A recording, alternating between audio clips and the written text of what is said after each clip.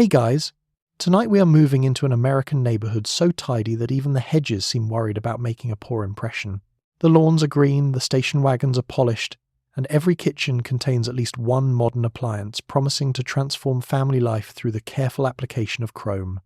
On the surface, 1960s suburbia looks like a reward. After depression, war, rationing, crowded apartments, and years of sharing walls with relatives who sneezed like artillery, millions of Americans were offered a detached house, a private yard, a driveway, and enough cupboard space to lose the good scissors forever. Much of that promise was real. Children rode bicycles along quiet streets, families cooked outdoors on warm evenings. Neighbours borrowed sugar, watched one another's children, and stood beside new cars discussing engines with the grave confidence of people who had recently learned where the bonnet opened.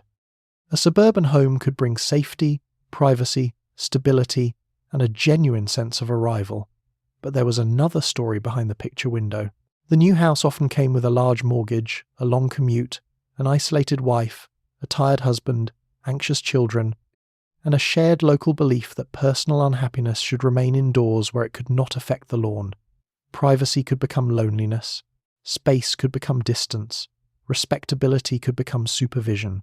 The family car promised freedom, but only to whoever left with the keys. The washing machine saved hours of heavy labour, then quietly raised the expected standard of cleanliness until a child dropping one biscuit crumb seemed like an attack on modern civilization. The darker side of suburbia was not one great secret hidden beneath the patio.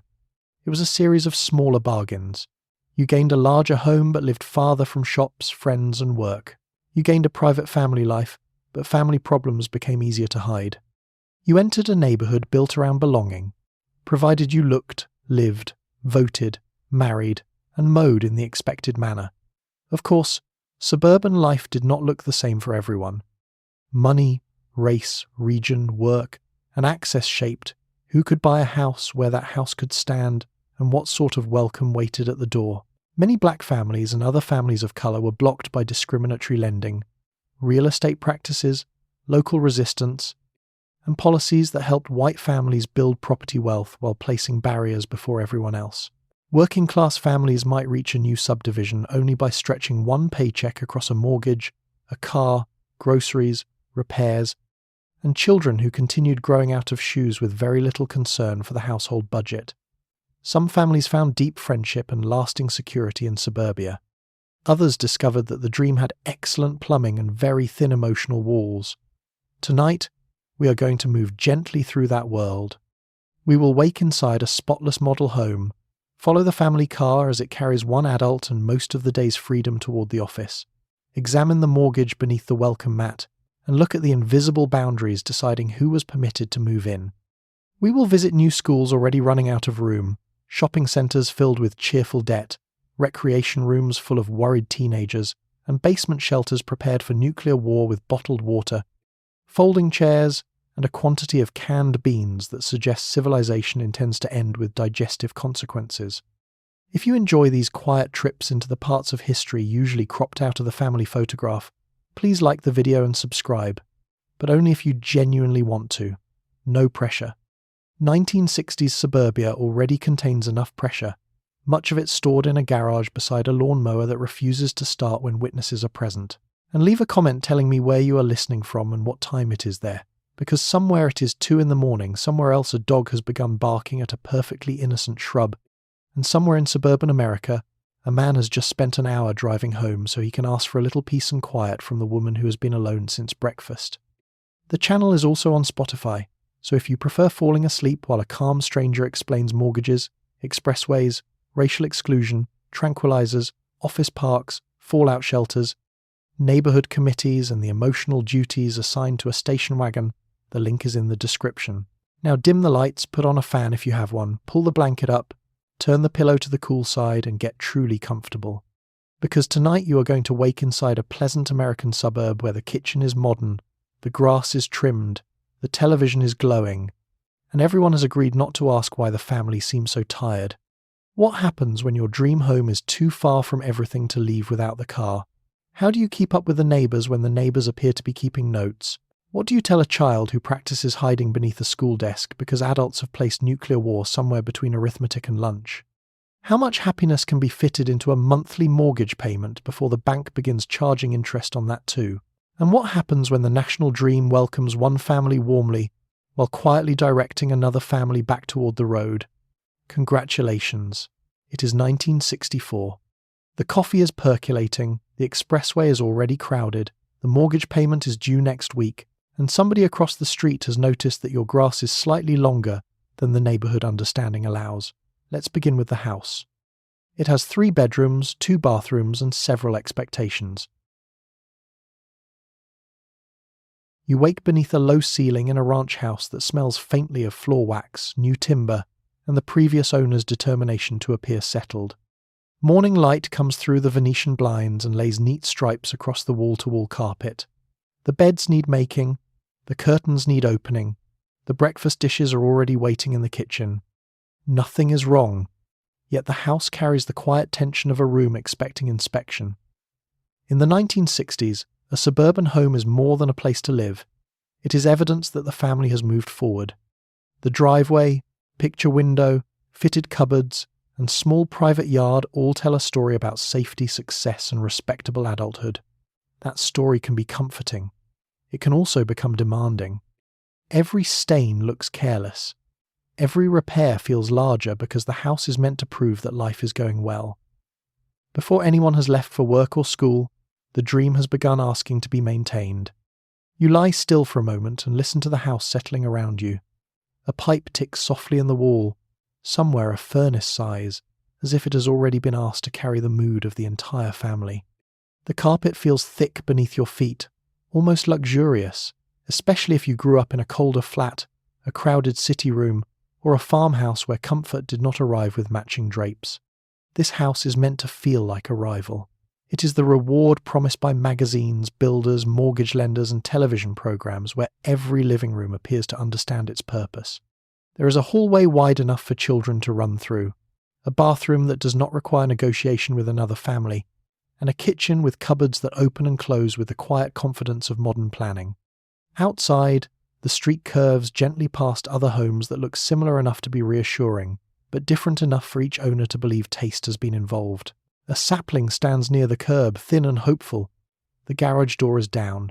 The mailbox leans forward slightly, ready to receive bills, catalogues, and perhaps one letter from a relative asking whether the new neighbourhood is as nice as everyone says.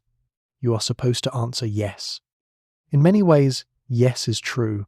The house gives space, it gives safety, it gives children a yard, parents a bedroom door that closes, and adults a place to store the large number of objects required by respectable living. But each improvement comes with a small instruction attached. The living room must remain ready for company. The front steps must stay swept. The windows must be clean enough to suggest nothing unclean is happening behind them. The picture window is especially demanding. It lets light in beautifully. It also allows the street to see whether the curtains are open at a reasonable hour. New suburban homes often arrive with floor plans that promise ease. The kitchen connects neatly to the dining area. The children's rooms are close enough to hear trouble and far enough away to pretend there will be rest. The garage suggests order, although it will soon contain paint tins, bicycles, old boxes, and one mysterious tool nobody can identify. A model home looks effortless because nobody has lived in it yet. The brochure never shows a sick child on the sofa, a husband searching for cufflinks, or a mother standing in the hallway with a laundry basket and the sudden memory that the school wants cupcakes tomorrow. Real life enters slowly, carrying school papers, wet shoes, laundry, unpaid bills, and children who believe walls exist partly for fingerprints. The suburb asks you to join a quiet agreement. Everyone knows houses require repairs, money, patience, and occasional despair over gutters. Everyone also behaves as though a well-kept house means a well-kept life. A cracked step, a tired flower bed, or a curtain left crooked for too long can begin to feel like evidence. You may not believe this fully, but you still notice it. The suburb has a talent for turning maintenance into morality. Nobody says it plainly. They simply admire the Johnsons' shutters, mention the Wilsons' peeling paint, and let the silence finish the sermon. That is the darker little bargain hiding beneath the new roof. The home promises privacy, but it also hides strain.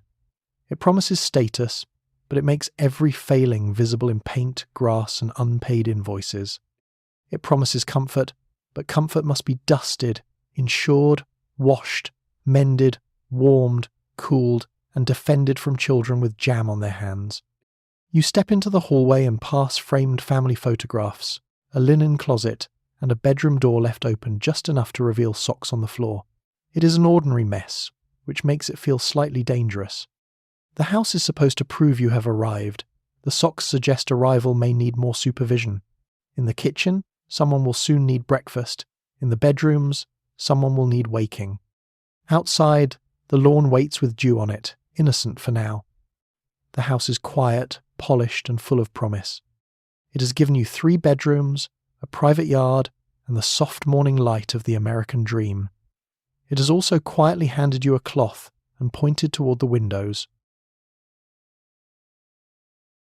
By the time you reach the kitchen, the refrigerator is humming, toast is browning, and an electric mixer waits on the counter with the innocent expression of a machine that will not be cleaning itself. The room is bright, efficient, and filled with products designed to reduce household labour. Many of them genuinely do. Washing machines, refrigerators, vacuum cleaners, mixers, and improved stoves save time and physical strain compared with older methods. But time saved in the modern home rarely remains unclaimed. Clothes can now be washed more often, meals can become more elaborate, floors are expected to shine. The kitchen is presented as a command centre, laboratory, restaurant, nursery, and natural source of feminine happiness. It contains almost everything, except an official closing hour. By mid-morning, the appliances have helped enormously. They have helped you reach a standard of housework that would have exhausted your grandmother and impressed a small hotel. You stand at the counter and feel the slight warmth from the toaster against your hand. The bread pops up with a small metallic snap. A child asks where the cereal is, although the cereal is directly in front of him, perhaps disguised by its position in plain sight. The percolator burbles on the stove. The refrigerator clicks, hums, and resumes its duty as the most emotionally steady member of the household. There is comfort in these machines. It would be unfair to pretend otherwise. A refrigerator keeps food safer and shopping less urgent. A washer saves hours of hauling, scrubbing, wringing, and lifting. A vacuum cleaner can pull dust from a carpet that would once have demanded a broom, a rug beater, and a level of personal resentment best handled outdoors. These changes matter. They can make the day easier, cleaner, and less physically punishing. Yet the promise of liberation arrives with a hidden footnote. When a task becomes easier, it often becomes expected more often. If washing is easier, shirts can be changed more. If floors are easier to clean, visitors may expect them to be cleaner. If cake batter can be mixed quickly, then perhaps a proper dessert is not too much to ask. The appliance saves you from old labour and introduces you to new standards, which is generous in the way a committee can be generous. The magazines understand this perfectly. They show women smiling beside ovens, holding detergents, arranging casseroles, and looking at spotless counters with the expression of someone who has finally solved the problem of being alive. The kitchen is sold as modern, bright, and almost scientific. There are timers, dials, enamel surfaces, freezer compartments, plastic containers, and special products for every stain civilization has managed to produce. The language is full of ease, quick, automatic, effortless, new, improved. But effortlessness still requires a person to load, wipe, sort, measure, plan, remember, and notice when the milk has begun considering its future. The machine does not decide what is for dinner. It does not know that your husband dislikes onions unless they are small enough to deny. It does not remember which child refuses carrots on Tuesdays. It does not remove burnt sugar from a pan while another child explains that the dog has eaten something important. You do that. You are the part of the kitchen that came without a warranty. In the 1960s, the ideal kitchen is often tied to the ideal woman. A good housewife is efficient but not cold, thrifty but not dull, cheerful but not noisy, modern but not independent in a worrying way. She uses the newest products to make the family feel cared for, and she does it without suggesting the care has taken all day. If she is tired, the kitchen offers more solutions. A better cleaner, a sharper knife, a larger freezer, a cookbook promising quick meals that somehow require 6 bowls and a calm spirit. Not every woman lives inside this exact ideal. Many women work outside the home, care for relatives, live in smaller houses, rent apartments, or manage with older appliances. Race, income, region, and family size shape what a kitchen contains and how much help it gives. Some kitchens are cramped, old, shared, or stocked with what the budget allows. But the suburban image remains powerful. It tells the country that the modern home has made domestic life easy, which is awkward for the person standing in it at noon with a damp dish towel and no memory of sitting down. The sink fills, the counter clears, then gathers crumbs again with impressive speed. A waxed paper wrapper sticks to your sleeve, a spoon disappears. The cereal box is returned to the cupboard almost empty, which is a small act of household theatre rather than storage, and everyone accepts the performance. You rinse plates, wipe crumbs, open the refrigerator, close it, and open it again, hoping an idea for dinner has developed in the cold. The electric mixer gleams on the counter, ready to help. It has no opinion about who will wash the beaters. The floor shines faintly where sunlight reaches it. The room looks efficient, almost peaceful. Then the toast burns. The modern kitchen has not failed. It has simply reminded you that progress still needs someone nearby with a butter knife and a sense of duty. The front door closes, an engine starts, and the family station wagon rolls away carrying your husband, his briefcase, and most of the practical world. The street becomes still. Shops, doctors, libraries, friends and workplaces may be only a few miles away, but suburban miles are surprisingly large when crossed with children, grocery bags, and incomplete pavements. Many new developments are designed around the automobile. That gives families space and privacy, but it also makes ordinary life difficult without a set of keys. If your household owns only one car, paid work usually decides who uses it. You arrange lifts, postpone errands, study a bus timetable, or wait until evening. Perhaps you drive your husband to the station and collect him later, turning the entire family into a transport service before breakfast. The car has not exactly trapped you at home. It has simply taken the day with it. You watch the wagon disappear around the curve, its white roof flashing once between young trees. The sound fades, and the neighbourhood changes shape. With the car in the driveway, the suburb feels wide and calm. Without it, it becomes a pleasant island with lawns. The grocery store is not impossibly far, just far enough to make milk heavy. The doctor is not unreachable, just unreachable at the exact moment a child develops a fever and your neighbour is out. The library, beauty salon, school office, drugstore, and friend who lives across the development all sit within the map of ordinary life, but the map has been drawn by someone assuming wheels. This is one of the great unnoticed facts of mid-century suburbia. Space looks like freedom from above. On foot, it often becomes distance. Streets curve beautifully. Cul-de-sacs protect children from through traffic. Houses sit back from the road. Stores gather in shopping centres surrounded by parking lots. It is a landscape built for arrival by car, not casual wandering. If you want bread, you do not step downstairs. There is no downstairs, no corner shop, and perhaps not even a sidewalk that behaves consistently.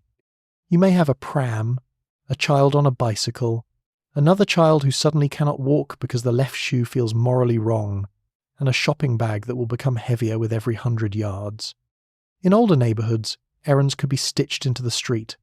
A butcher, grocer, church, school, cinema, or friend might sit close enough to create small meetings. In the suburb, daily life spreads out. The house has more room, but the day has fewer easy crossings. You may telephone a neighbour for a lift. This can be kind, practical, and part of real community. It also creates a small debt. You will repay it with babysitting, cake, petrol money, or the careful promise that you do not want to be a bother, while clearly being one because the entire system has made bother necessary. Some women drive and keep the car after dropping a husband at the train station. That gives mobility, but not without choreography. Children must be dressed before dawn. Breakfast must be shortened. Everyone is packed into the car so one adult can be delivered to public transport like a parcel wearing a tie. Later, the process repeats in reverse. If you do not drive, or if your husband needs the car all day, your world becomes smaller than the brochure suggested. Weather matters more. Bus routes matter more. The kindness of neighbours matters more. Public transport varies. Some suburbs are served by commuter trains or buses. Others offer schedules written with the confidence of people who do not intend to use them. A bus may run toward the city in the morning and back in the evening, which is helpful if you are a man going to work, and less helpful if you are a woman trying to reach a dentist at 10 with 2 children and a wallet full of exact change. The suburb has not forgotten you. It has simply assumed your errands are flexible, your time soft, and your need to leave less official. This affects more than shopping. It shapes friendship, medical care, paid work, education, and loneliness. A friend several miles away might as well live across a river if neither of you has the car. A part-time job may be impossible if the bus does not run near the workplace. A child's appointment becomes a family operation. Even recreation depends on transport. The cinema, park, pool and shops exist, but they are held at a distance by petrol, planning and permission. The quiet can be pleasant for an hour. Then it begins to have corners.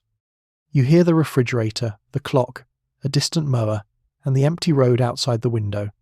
Outside, the street remains lovely. A sprinkler clicks. A child's bicycle lies on a lawn. Somewhere, a dog barks with deep professional interest at nothing visible. You stand by the window and realize the neighborhood is not empty because nothing is happening. It is empty because movement has been exported to the roads. The family car will return later, carrying groceries, office fatigue, and the faint smell of petrol. Until then, the world is only a short drive away, which is a polite way of saying it has left without you. You settle behind the steering wheel while the radio murmurs and a line of red brake lights forms ahead. The suburb is quiet, but the road leading away from it is already full. For many breadwinners, the new house comes with a longer journey to work. Offices and factories remain in the city or appear in distant business districts, while homes spread outward along new roads. The commute consumes the calm edge of morning and the last useful part of evening. You leave before the children are fully awake and return after they have used most of their good behaviour at school. At work, you must appear ambitious and dependable. At home, you are expected to be patient, present, and interested in a detailed report concerning a missing crayon. The house was purchased to improve family life. Paying for it may keep you away from the family for much of the day. Progress has provided a driveway. You mainly see it while reversing. The car smells of vinyl, tobacco, cold coffee, and the faint petrol scent that seems to follow the decade like a loyal dog. You adjust the mirror, ease forward a few feet, stop, and join the slow procession of men in hats, women heading to offices, delivery vans, buses, and cars large enough to suggest that America has never worried about narrow lanes. The expressway was supposed to make movement quick and clean. Sometimes it does. It carries workers from quiet streets to city centres, factories, office towers, and new business parks with remarkable speed compared with older roads. It also gathers thousands of private hopes into one shared line of traffic, where everyone can reflect peacefully on the decision to live farther away. The morning commute becomes a ritual. Radio news, jingles, weather reports, traffic updates and advertisements fill the space where conversation might have been. You learn which lane usually moves faster, which exit becomes hopeless after rain, and which billboard has been promising a better life for so long it has become part of the landscape. Around you, drivers sit inside their own little rooms, each car a private bubble moving slowly through a public problem. The promise of suburbia depends on this movement. Families want space, lawns, safer streets and better schools. Employers remain elsewhere. Roads are built to connect the two, but connection takes time, and time is quietly taken from the day. At home, breakfast has to happen quickly. A wife may pack lunches while glancing at the clock. Children may be kissed while still half asleep, which is efficient but not always emotionally complete.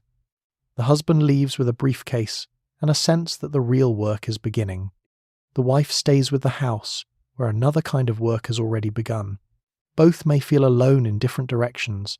By the time you reach the office, you have already worked through impatience, merging, parking, and the small moral test of whether to let another driver in. Then, the paid day begins. In the 1960s, many office workers face a culture of conformity, ambition, and steady performance. The office wants clean shirts, punctuality, loyalty, and a calm expression about sales targets, clients, supervisors, and promotions. If you are a man supporting a family on one income, the pressure sits under everything. The mortgage is not abstract. It is waiting at home with shutters. The car itself may be financed. The children will need shoes, school supplies, dental work, camp fees, and later college, a word that can make the future sound expensive before lunch. You may enjoy your work. You may take pride in being useful, respected, and able to provide. But providing can become a room with no chairs.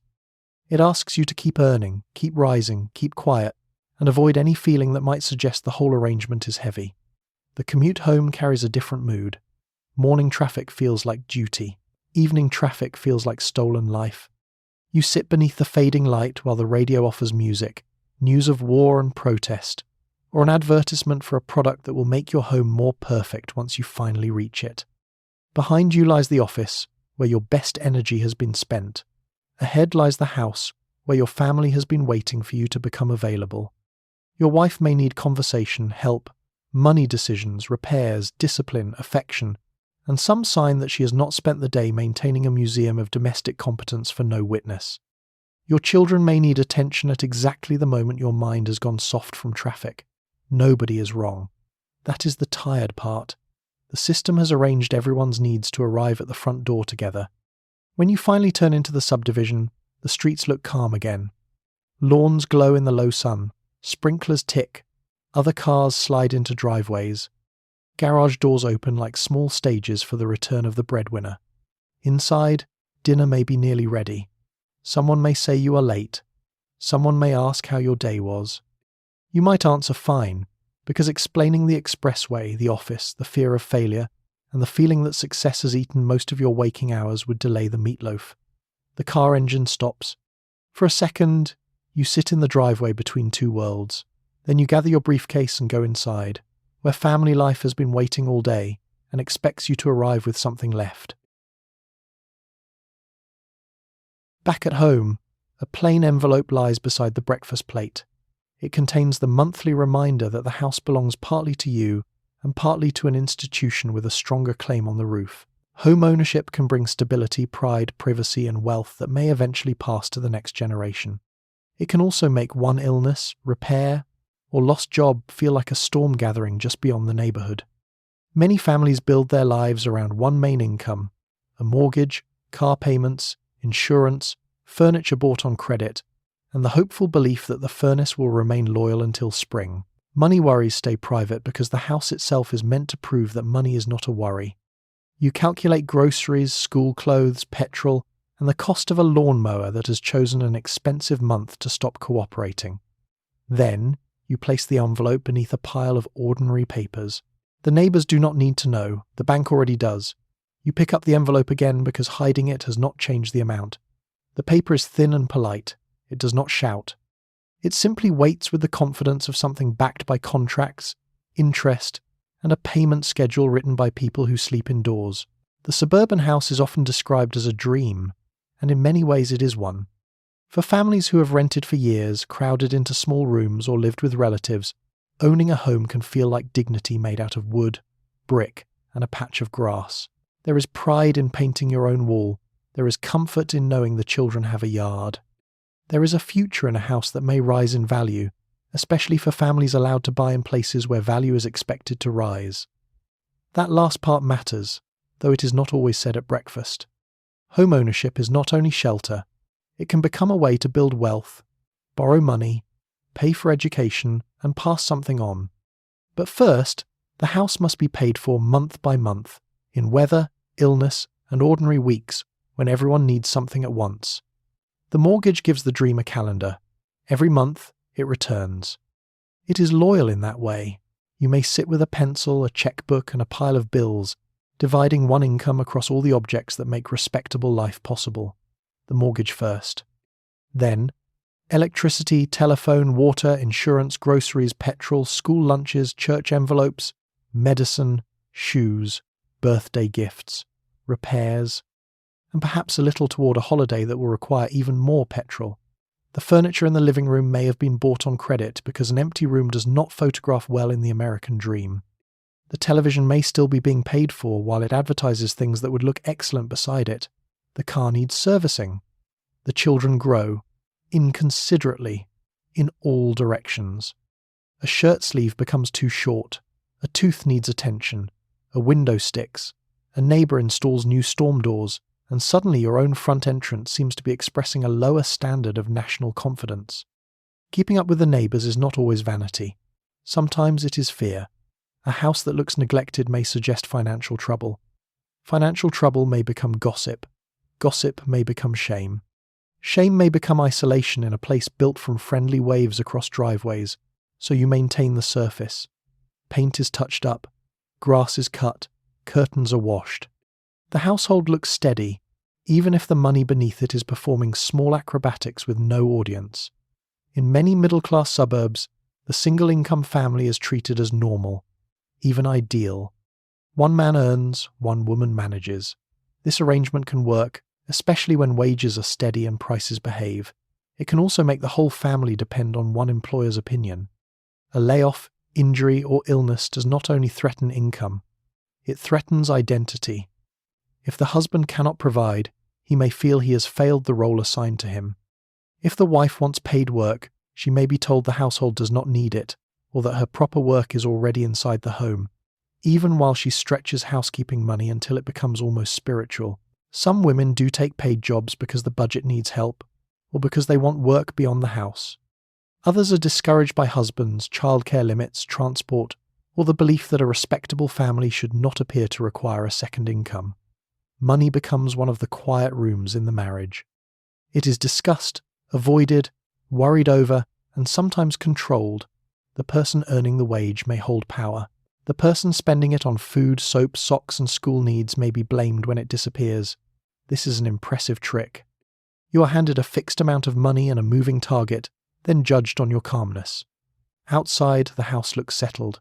A bird lands on the lawn, a neighbour walks past and lifts a hand. You wave back with the pleasant expression of someone not currently thinking about interest rates. The envelope remains on the table. It is not evil, it is not even unfair by itself. It is simply the paper form of a promise the family made to the future. Still, the future is expensive. You open the envelope, smooth the bill, and reach for the checkbook. The house is yours, or will be, provided you keep proving it every month. A few streets away, another family pulls up beside a house advertised as available. They have savings, steady work, polite children, and every reasonable reason to expect a fair chance. The chance may disappear before they reach the front step. The suburban boom does not open equally to all Americans. Discriminatory mortgage lending, federal housing practices, real estate steering, local hostility, and private prejudice help many white families buy homes, while blocking many black families and other families of colour from the same opportunities. Old racial covenants may no longer be enforceable in court, but their habits remain in offices, banks, and quiet conversations between agents and sellers. A house can suddenly be unavailable. A loan can become difficult. A neighbourhood can discover an urgent concern about property values. The boundary has no visible fence, which allows everyone maintaining it to describe the arrangement as natural. You sit in the car for a moment and look at the neat porch, the trimmed shrubs, and the small patch of shade moving across the front walk. Nothing about the house looks hostile. That is part of the trouble. The refusal does not always arrive with shouting. Often it arrives with a smile, a folded listing sheet, and a real estate agent explaining that another neighbourhood might be a better fit. Better fit is one of those phrases that can wear a clean shirt while doing unpleasant work. It sounds helpful. It may mean schools, traffic, convenience, price, or commute. It may also mean that someone has decided which families belong on which streets before the family has even opened the car door. In the 1960s, the suburban house is not only a house.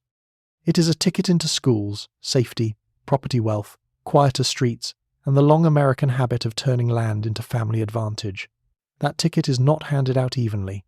For many black families, and for many Mexican American, Asian American, Indigenous, and other families of colour, the path to suburban home ownership is blocked by lenders who refuse loans, agents who steer buyers away, sellers who suddenly change their minds, and neighbours who describe exclusion as concern. The language can be very careful. People speak of stability, neighbourhood character, school crowding, resale values, and tradition. The words are soft. They arrive with polished shoes, clean desks, and voices trained to sound reasonable. The result is not soft. It changes schools, savings, safety, and the shape of a child's ordinary week. A family with money in the bank may be treated as risky because of race. A veteran who served the country may return and find that the benefits helping other veterans buy homes do not help him in the same way. A couple may qualify on paper and fail in the room where paper meets custom. Meanwhile, many white families receive loans on favourable terms, move into growing suburbs, and watch their homes gain value over time. The house becomes a ladder. The ladder is then praised by people who do not mention who was allowed to reach it first. You might be told there is nothing personal in it. That is another useful phrase. Nothing personal can cover a great deal of personal damage. It can cover the child who will not attend the better-funded school. It can cover the mother who must keep searching after another polite refusal.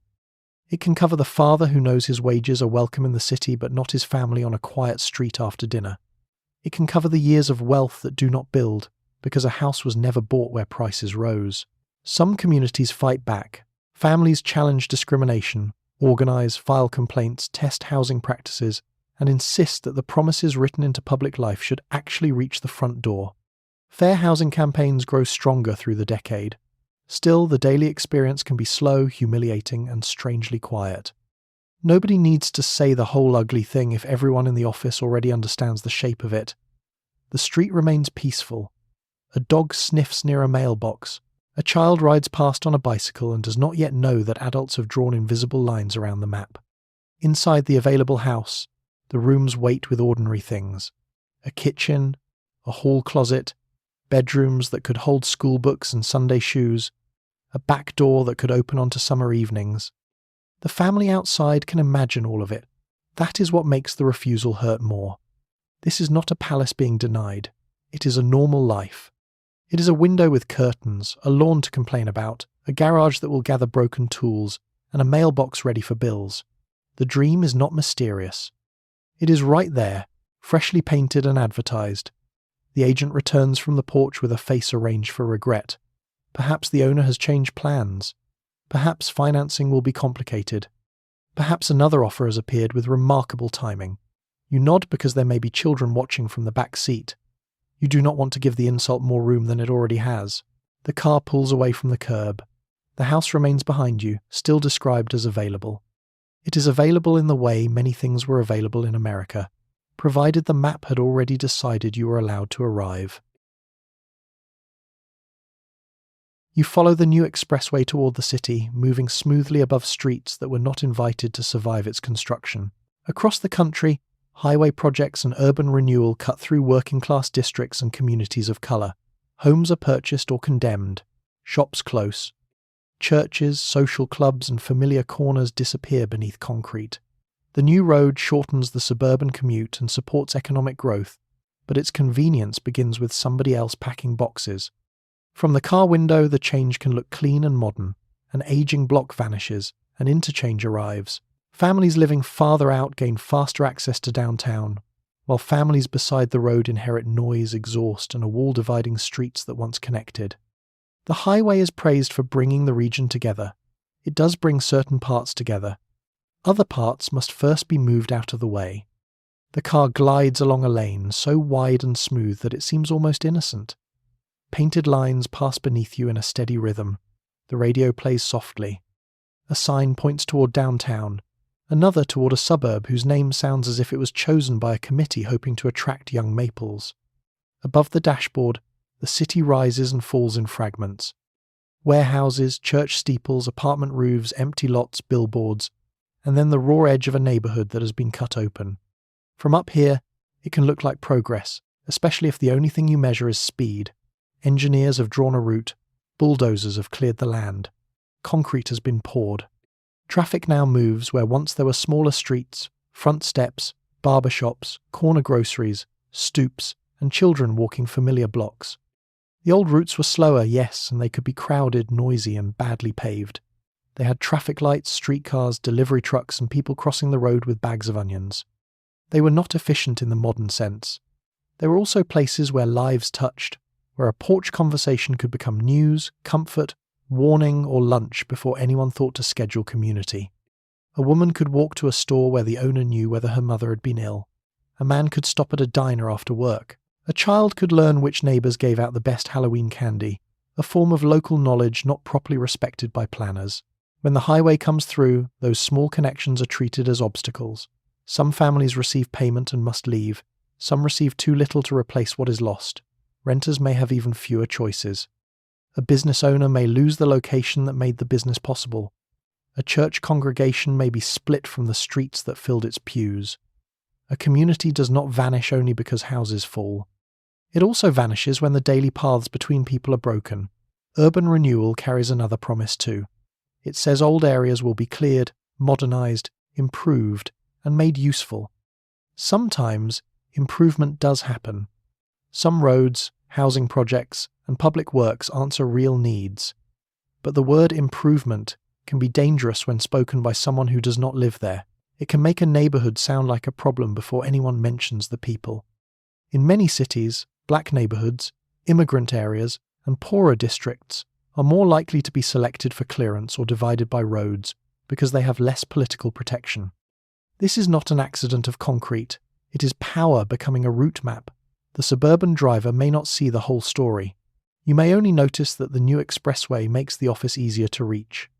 You may be grateful for it. You may also be tired, late, and thinking about the mortgage rather than the block below. History often works that way. One person experiences progress as relief. Another hears it as a knock at the door. The road gives you 10 minutes. It takes someone else's corner.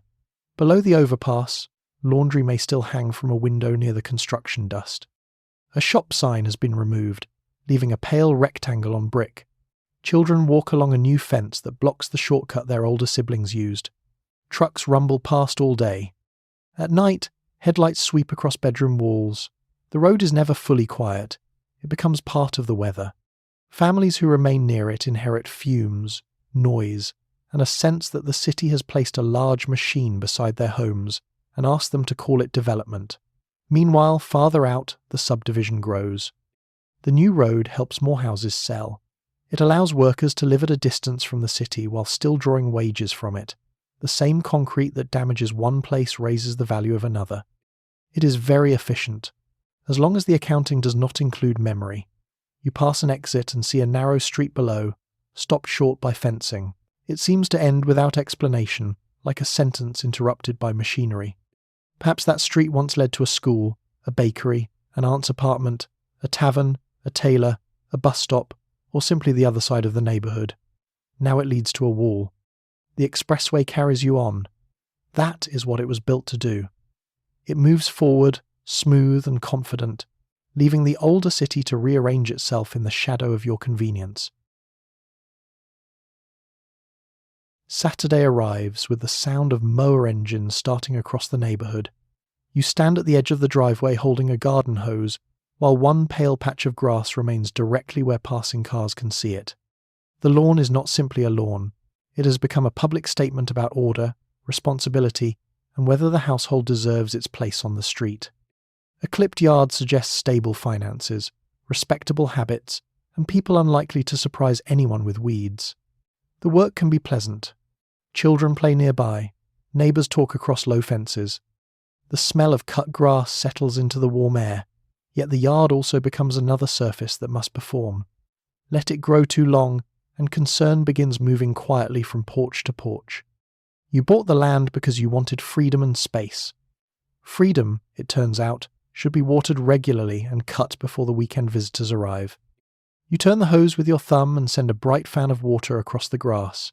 It darkens in patches, releasing that green, damp smell that makes the whole morning feel clean for about 12 minutes. Down the street, mister. Henderson is already on his second pass with the mower, walking behind it with the grave focus of a man defending civic order one blade at a time. Somewhere else, a hedge trimmer starts. A sprinkler clicks in a steady arc. The neighbourhood has awakened not to birdsong exactly, but to small engines and quiet judgment. The lawn is one of Suburbia's strangest achievements. It is nature, but only after nature has been corrected. Grass is allowed to exist provided it stays short, even, green, and free from the wild ideas that plants usually develop when unsupervised. Clover is suspicious. Dandelions are an uprising. Bare patches are personal. A child's toy left in front too long becomes evidence that the family has lost command of its own perimeter. In older city streets, a family might have had no yard at all, or perhaps a shared courtyard, stoop, or small patch of earth behind the building. In the suburbs, the lawn gives space, air, and beauty. It offers children a place to tumble, fathers a weekend task, mothers a view from the kitchen window, and families a setting for barbecues, folding chairs, and photographs where everyone faces the sun and regrets it. It is not false happiness. There is genuine pleasure in the grass under bare feet, in the smell after rain, in a summer evening when the mower is finally silent and the street feels soft. The trouble is what the lawn comes to mean. A neat yard suggests the family is orderly. A neglected yard suggests something has slipped, and Suburbia is very interested in slippage. Maybe the husband is overworked. Maybe money is tight. Maybe the wife has been ill. Maybe the teenagers are becoming difficult. Maybe the family simply went away for a week and the grass behaved like grass, which is to say with no respect for reputation. Homeowners may receive friendly advice from neighbours, firm reminders from local associations, or the quiet punishment of being mentioned in a tone that begins with concern and ends with property values.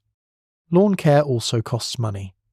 There is the mower, the petrol, the hose, the sprinkler, the rake, the seed, the fertiliser, the weed killer, the edging tool, and the mysterious bag in the garage that promises a greener lawn if used with faith and gloves. Advertisements encourage the idea that the yard can be perfected with the correct product. A man in a short-sleeved shirt stands proudly beside a lawn so green it appears to have been painted by very optimistic people. His wife smiles from the porch. His children play without damaging anything. No one in the advertisement is arguing over whose turn it is to coil the hose. Real lawns are less obedient. Crabgrass appears, grubs arrive unseen and rude. Dogs make comments, children dig. Heat burns the edges. Rain refuses to follow instructions.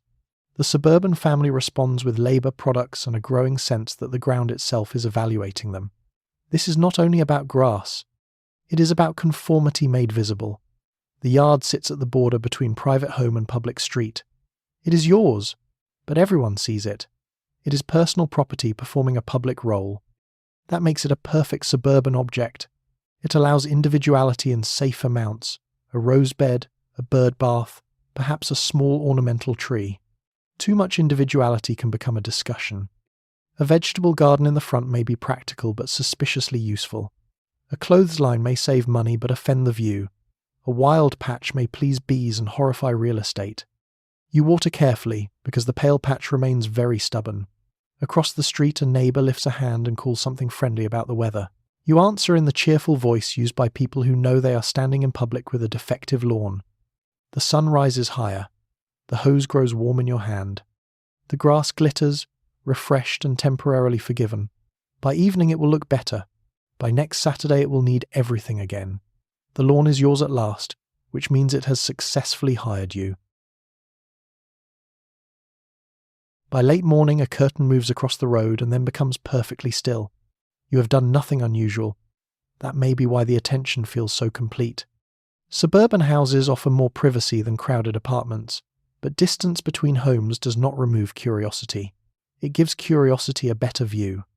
Neighbours notice unfamiliar cars, late lights, missed church services, loud arguments, uncut grass, new furniture, and children returning home at an hour considered informative.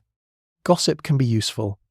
It tells you who is ill, who needs a meal, and whose basement has flooded. It can also teach everyone how far they may safely differ from the local pattern. A divorced woman, an unmarried couple, a family with political opinions, or a child who refuses to behave correctly may become a subject before lunch. The neighbourhood does not need written rules for everything. Sometimes it has windows. You step onto the front path with a basket, a handbag, or a letter that needs posting, and the street receives you in its soft, ordinary way. A dog lifts its head. A sprinkler turns. Somewhere a screen door taps shut.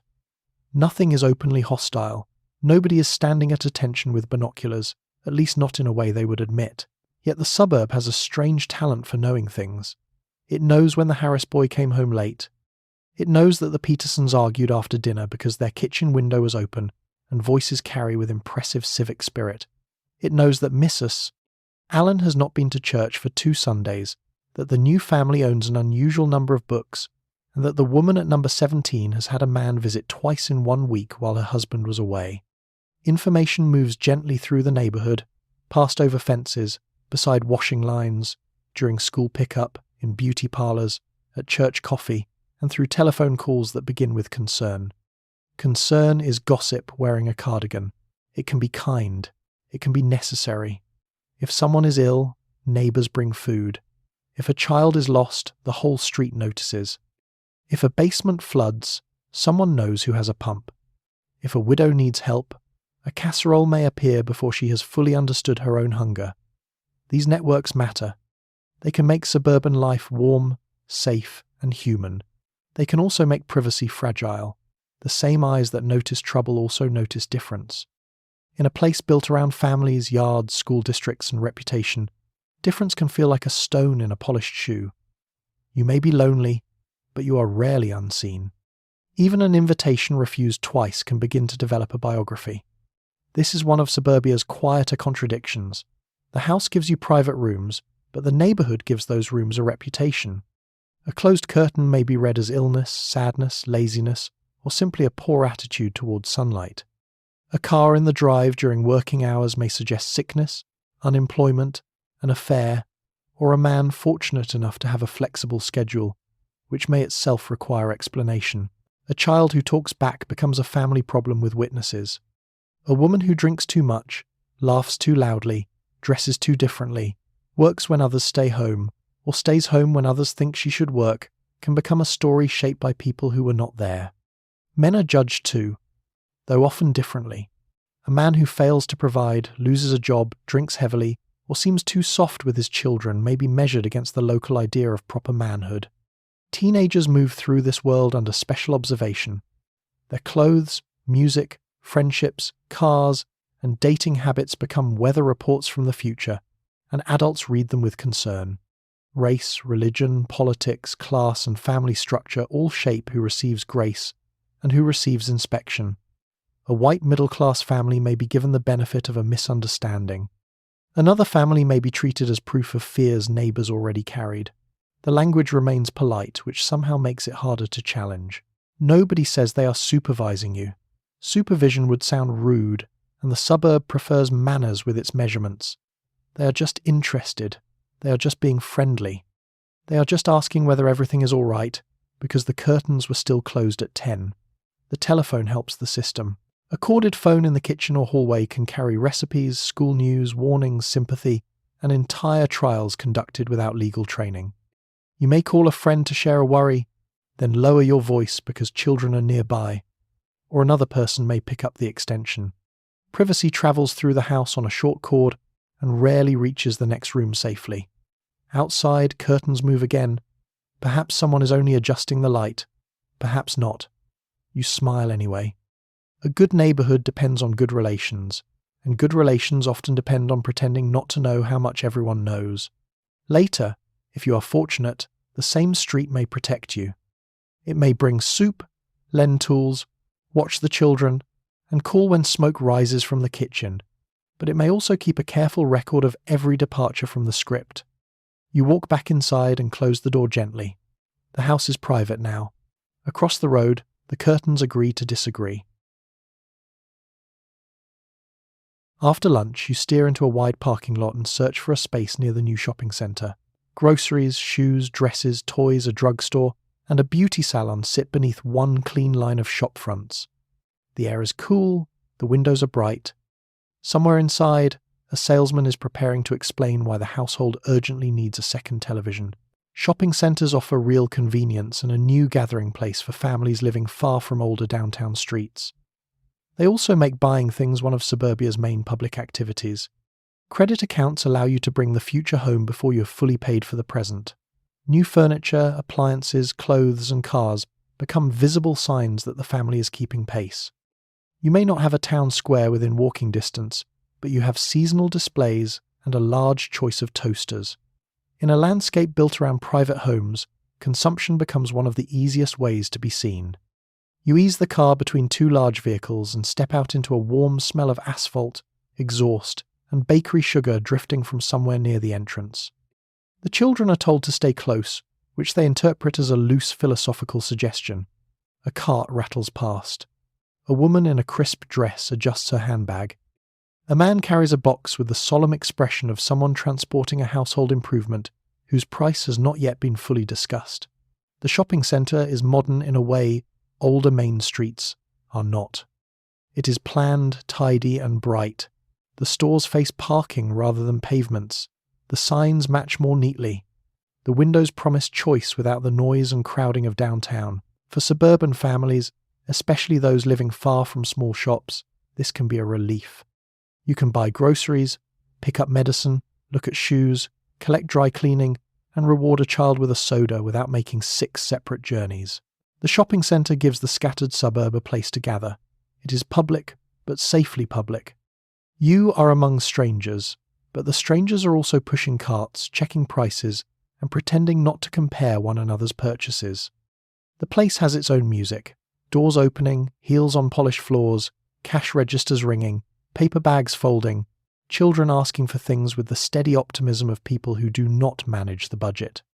Inside the department store, the air is cooler and smells of fabric, perfume, cardboard, and floor cleaner. Displays are arranged to suggest that life can be improved by categories. Towels here, lamps there, dresses near the mirrors, toys at a child's eye level because commerce has never lacked courage. Advertising speaks softly from every shelf. The family needs brighter sheets, safer toys, better detergent, smarter clothes, a newer grill, a more cheerful bathroom, and a coffee table that suggests you read magazines in an organised manner. None of these desires is foolish by itself. People enjoy comfort. A good pair of shoes matters. A reliable appliance can help. A new dress can lift the spirit. A birthday toy can make a child glow for several days, or at least until a wheel comes off. The darker part is the pressure to keep up. In the suburban world, possessions become a language. A new car in the driveway says something. So does an old one that smokes when starting. A modern television says the family is connected.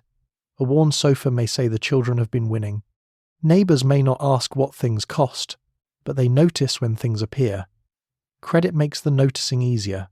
Charge accounts, installment plans, and store credit allow families to buy what they need or want before the cash is fully present. That can be useful. It can also make the household future feel crowded with small monthly claims. The living room set, the freezer, the washer, the car, the carpet, and the holiday gifts all lean forward politely, waiting to be paid for in turn. The shopping centre understands this. It does not demand that you feel greedy. It suggests you are providing. A better refrigerator is for the family. A new dress is for looking respectable. A lawn chair is for wholesome outdoor life. A second television may prevent quarrels, which makes it sound almost medicinal. You walk past a window display showing a perfect living room, untouched by homework, toast crumbs, or a tired adult sitting in silence after dinner. The display is not only selling furniture, it is selling proof that life can be arranged correctly if the right objects are chosen. This is a tempting thought. It is also a tiring one. If happiness can be purchased, unhappiness begins to look like poor shopping. Not everyone enters this space with the same ease. Some families count every coin. Some are watched more closely by clerks. Some are made to feel that public comfort is not fully theirs.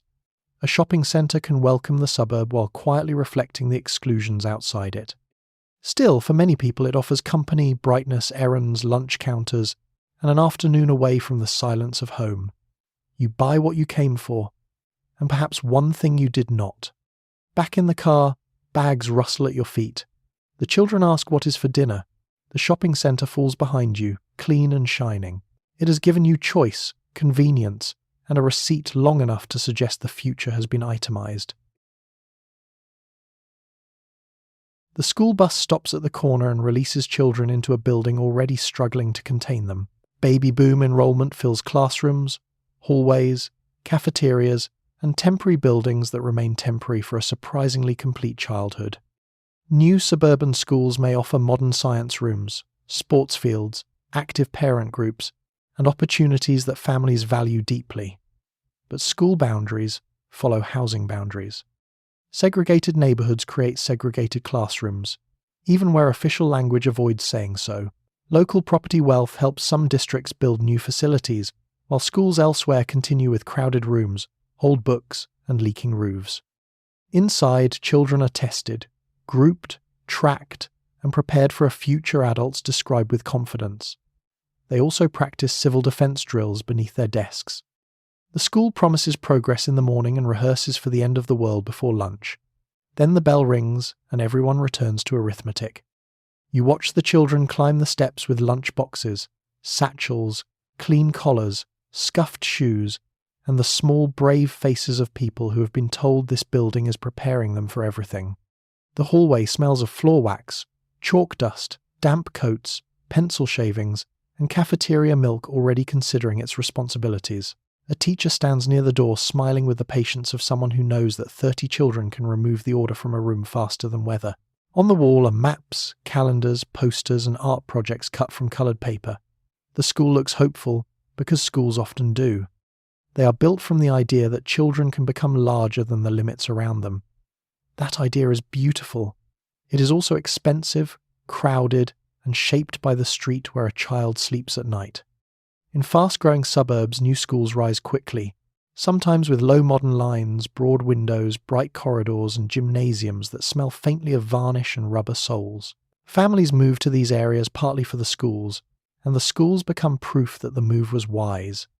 Parents join associations, raise money, attend meetings, bring cookies, argue about textbooks, and develop strong feelings about parking near the entrance. The school is a community centre, a status marker, and a promise that the next generation will do even better. Yet the promise is not spread evenly. Because school districts often draw from residential areas, the exclusion surrounding housing becomes exclusion inside education. A child kept out of the better-funded suburb by lending practices, real estate steering, or local hostility is also kept away from the classrooms supported by that suburb's tax base. Nobody has to say that the school is segregated if the neighbourhood has already done the work. It is a neat arrangement, which is not the same as a fair one. The official language may speak of districts, boundaries, enrolment zones, and local control. These words sound tidy, like folders in an office. But behind them are books, teachers, heating systems, laboratories, music programs, playgrounds, and children learning how much the country expects from them. One child receives a new science room with gleaming sinks. Another receives a cracked desk and a textbook whose last owner has helpfully corrected several presidents. Inside the suburban classroom, the day moves with bells. Reading groups sit at different tables, each child quietly learning not only words but rank. Tests appear. Report cards travel home in envelopes heavy enough to change the mood of dinner. Guidance counsellors speak about ability, effort, college, trades, character, and the future. Tracking can open doors for some children and close them early for others. A label placed in childhood may follow a person longer than a lunch stain. Children who learn quickly are praised. Children who struggle may be called lazy, slow, nervous, distracted, or simply not trying, as if effort were a drawer they had forgotten to open. The Cold War sits at the back of the room too, though it tries to behave. The same school that teaches multiplication may teach children how to crouch beneath desks in case nuclear war arrives between spelling and recess. The teacher gives calm instructions. Knees bend, hands cover heads. Small bodies fold under wood and metal while adults pretend the exercise makes sense, because children need reassurance and adults need something to do with fear. It is a strange sight. A room full of bright schoolwork, paste jars, spelling words, and children practicing survival beneath furniture that was not designed for the end of civilization. Then the drill ends. Chairs scrape. A pencil rolls away, and someone asks whether recess is still happening because childhood has its own priorities. Someone giggles because children can survive almost any mood for 3 minutes if given permission to move again. The lesson resumes. Outside, the flag moves in the wind. Inside, chalk strikes the board. The school is doing what it can. It teaches, sorts, protects, disciplines, encourages, and reflects the country around it, including the parts the country would rather not see on a report card. At the end of the day, the bus returns the children to their streets. Some carry good marks, some carry warnings, some carry the quiet knowledge that the room believed in them or did not. The building settles behind them, full of desks, maps, and tomorrow's work. It promises every child a future, then checks the address before handing it over.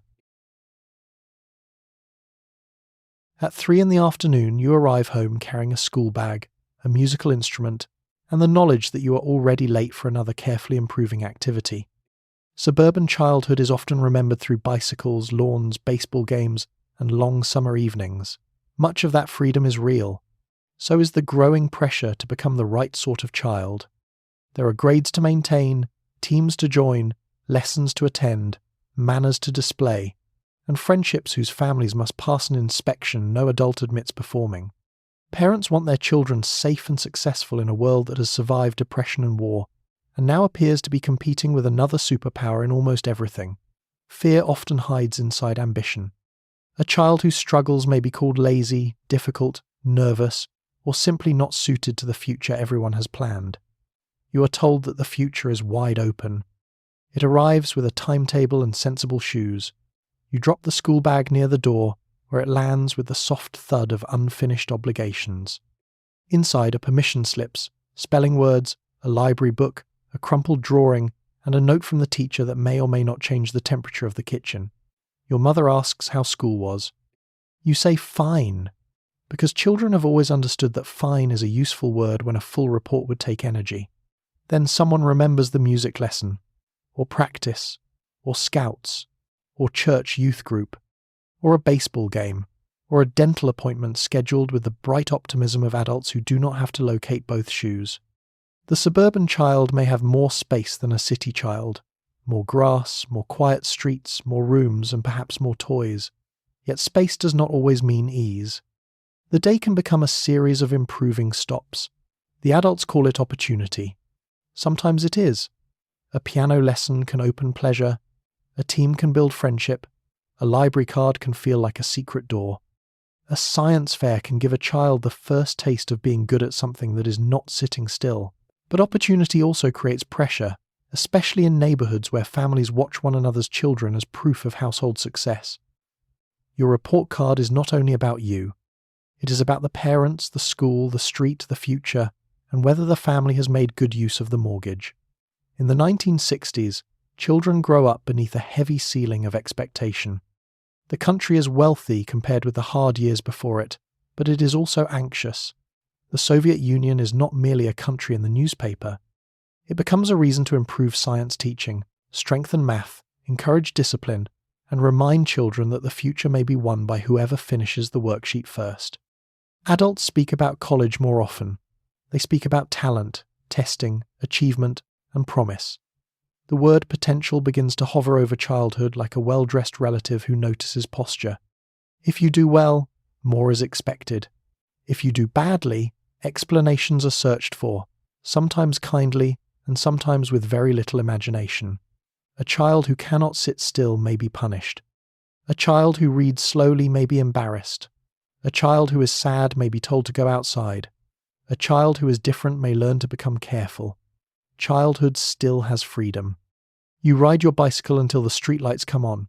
You trade baseball cards, build forts, scrape knees, catch insects, invent rules for games that will collapse into arguments within minutes, and drink from garden hoses with the trust of a generation not yet fully briefed on germs. You learn the neighbourhood by sound, a mower starting, a mother calling from a porch, a screen door snapping shut, the hollow bounce of a ball against a garage. These are warm memories because they are real. But even play has borders. You know which yards welcome you and which do not. You know which families are considered respectable, strange, strict, loose, foreign, poor, proud, or not quite our sort, though nobody has taught the list formally. Children are excellent students of adult silence. They learn class, race, religion, gender, and reputation by watching who is invited in and who is discussed after leaving. Girls receive one set of instructions. Be bright, but not bossy. Pretty, but not vain. Friendly, but not fast. Good at school, but not so ambitious that future marriage begins looking nervous. Boys receive another. Be strong, active, competitive, confident, and not too interested in anything that might make other boys cruel. Everyone is supposed to fit. The fitting can be exhausting. By late afternoon, you sit in the back seat on the way to another activity, instrument case against your knees, the vinyl warm beneath your legs. Your mother drives with one eye on the road and one eye on the clock, a skill for which no medal has been properly issued. You may be lucky, you may be loved, you may have chances your grandparents never had. You may also feel, without words for it, that childhood has become a small rehearsal for a life already scheduled by adults who are frightened on your behalf. At home that evening, your school bag remains by the door. Someone steps over it twice. Tomorrow, it will be filled again. The future is waiting inside it, along with a sandwich you forgot to eat. Evening music reaches you from the recreation room in a muffled pulse. Laughter follows, then stops the moment an adult begins coming downstairs. The suburban teenager has records, pocket money, school clubs, perhaps access to the family car, and more attention from advertisers than earlier generations could have imagined. Adults find this development unsettling. New music, clothes, dating customs, civil rights activism, and changing attitudes towards sex and authority make the young appear to be forming a separate nation beneath the house. Yet teenage life can be painfully narrow. Reputation travels quickly through schools and neighbourhoods. Boys are pushed toward toughness, sport, and future earnings. Girls are expected to be attractive, careful, popular, and unaware of how carefully they are being judged. Gay and lesbian teenagers may have no safe language for what they feel. You turn the record down. Upstairs, the adults relax. The questions remain in the basement. The room smells of carpet, warm dust, cola, hairspray, and the faint dampness that basements contribute to every gathering. There may be knotty pine on the walls, a low sofa, a card table, a television set, a record player, and shelves holding board games that have lost one crucial piece. This is the recreation room, a place designed to keep young people at home while giving them just enough separation to make parents uneasy. Everyone likes the idea in theory. Teenagers need space. Parents need to know where they are. The basement offers both, provided nobody thinks too deeply about what can happen when several anxious young people are given dim lighting and records. You sit with friends while a song plays too loudly for adult taste and not loudly enough for teenage sorrow. The music matters. Rock and roll, folk, soul, girl groups, surf sounds, protest songs, and later the louder edge of the decade all give teenagers a language that is not quite their parents' language. A record can make a bedroom feel connected to the larger world. It can also make a father at the top of the stairs wonder whether civilization has begun losing small parts near the drumbeat. Clothes matter too. A skirt length, a pair of jeans, a jacket, a hairstyle, or a dab of makeup can carry meanings far larger than the fabric deserves. Girls are told to look attractive but not too available, modern but not reckless, popular but not cheap, confident but not challenging. Boys are told to be bold, steady, athletic, interested in girls and ready for a future involving work, service, college, or all three arranged in a sensible order. The rules are not always spoken. They live in looks, jokes, locker rooms, school dances, church youth nights, and the way adults pause before asking who else will be there. Dating has its own careful script. A boy may be expected to ask, drive, pay, and advance with confidence. A girl may be expected to respond, limit, smile, refuse, encourage, and protect her reputation at the same time. This is a lot of social work to conduct in a parked car while pretending the radio reception is the main issue. The family car becomes a symbol of freedom, but the freedom is borrowed. It comes with a return time, rules about passengers, and perhaps the understanding that the petrol gauge should not return looking emotionally depleted. Teenagers with cars can reach diners, drive-ins, school events, and quiet roads. Teenagers without cars remain dependent on rides, older siblings, and the ancient art of asking at exactly the right moment. At school, reputation moves faster than a bus. A rumour can cross a hallway before the bell. A girl seen in the wrong place may become a story. A boy who does not fit the expected version of masculinity may be mocked until he learns silence as a survival skill. A teenager who is black in a mostly white suburb, Jewish, Catholic, immigrant, working class, disabled, gay, lesbian, poor, or simply different may feel the walls of belonging before they can name them. The decade is changing, but change is uneven. Some teenagers join civil rights work, anti-war protests, student groups, church projects, or early conversations about women's rights. Others watch from the edge, curious and frightened. Many simply try to get through school without public humiliation, which is a goal teenagers have understood for centuries. In the basement, jokes pass around the room. Someone opens a bottle. Someone sits too close to someone else. Someone says something cruel because cruelty can sound like confidence when you are young. Someone else laughs too loudly and regrets it at once. Above you, adults believe they have provided a safe space. They have, partly. You are under the same roof. The lamps are warm. The walls are panelled. The future is supposed to be wholesome down here. But the basement also holds questions the upstairs world cannot answer easily. Who are you supposed to become? What if you do not want the life being prepared? What if you want it and still feel afraid? What if the person you love cannot be mentioned at dinner? The record ends with a soft click. For a moment, everyone hears the furnace. Then someone starts another song. Upstairs, your parents relax because the noise has become familiar again. Downstairs, the room glows in the dim light, half playground and half waiting room. The adults built it so you would not leave the house too quickly. They may not have realized you were already planning where to go. The next morning, sunlight moves across the kitchen floor while you clear breakfast and begin planning dinner. You have cooked, cleaned, remembered appointments, cared for children, answered the telephone, managed money, and kept the household moving without producing anything that will remain finished. Official forms may describe you as a housewife or not employed. The wording is calm enough to be insulting.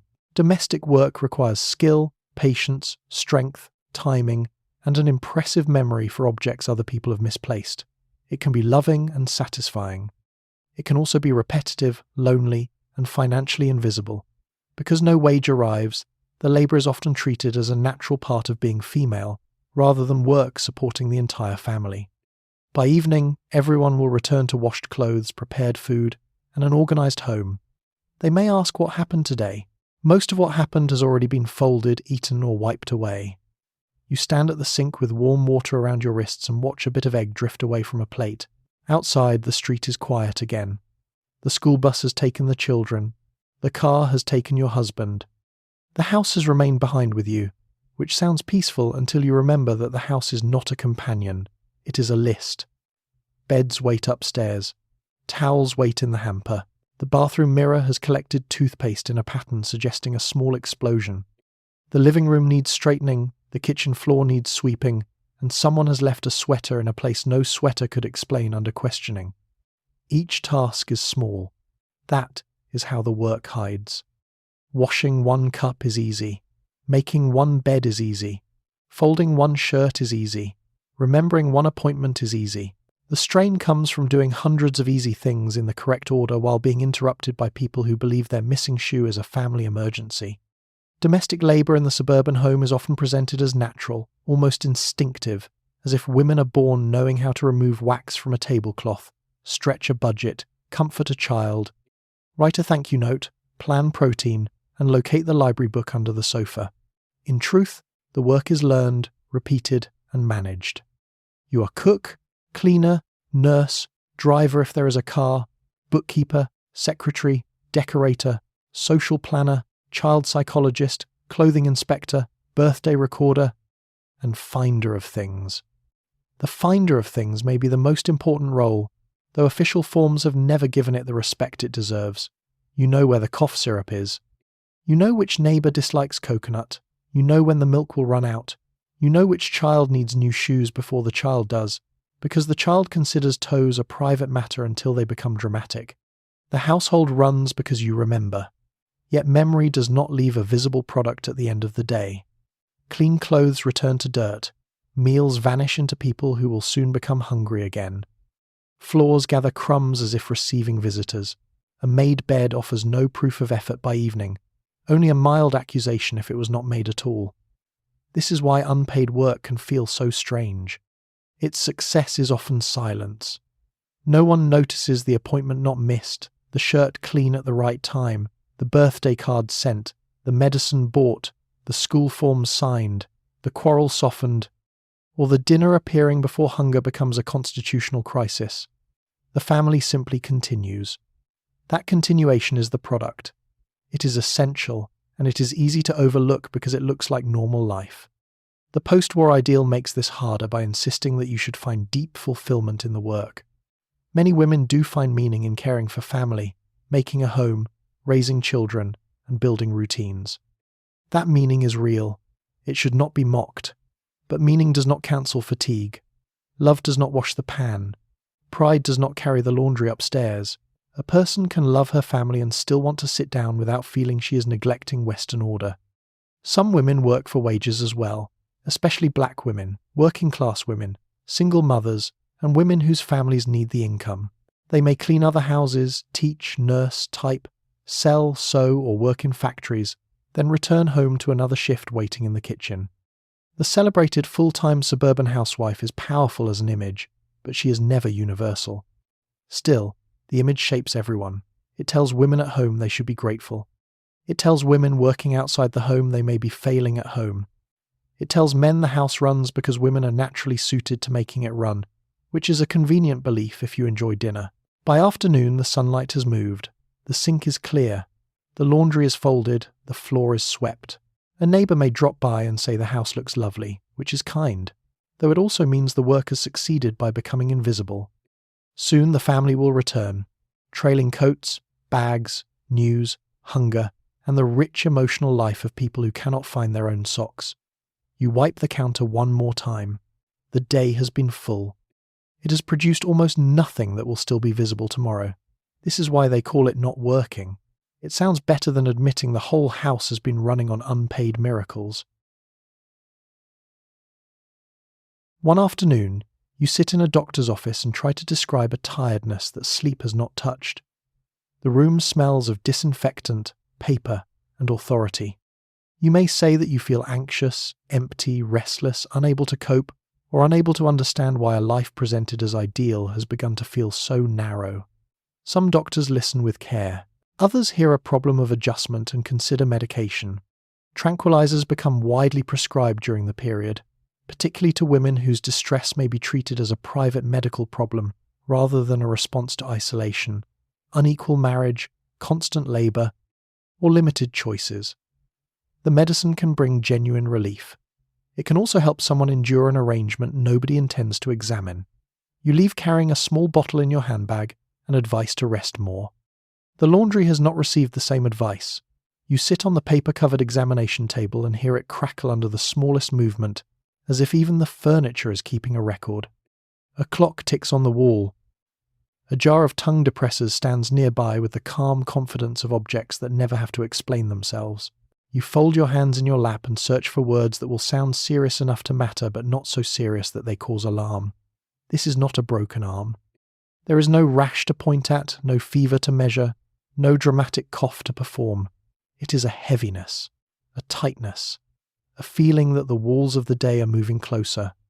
You may be sleeping, but not resting, eating, but not hungry, smiling, but with effort. The life around you looks correct, which makes the complaint harder to say. A nice house, a husband, children, appliances, food, a car sometimes, and curtains that match. What more could you want?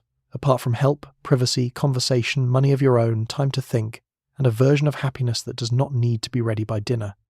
The doctor enters in a white coat, kind perhaps, hurried perhaps, carrying medical authority and habit. Medicine in the 1960s is changing quickly.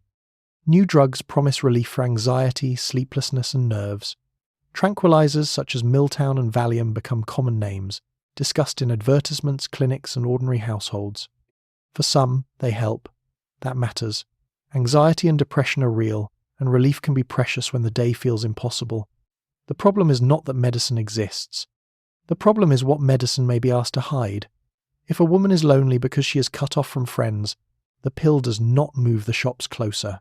If she is exhausted because domestic labour never ends, the pill does not fold towels.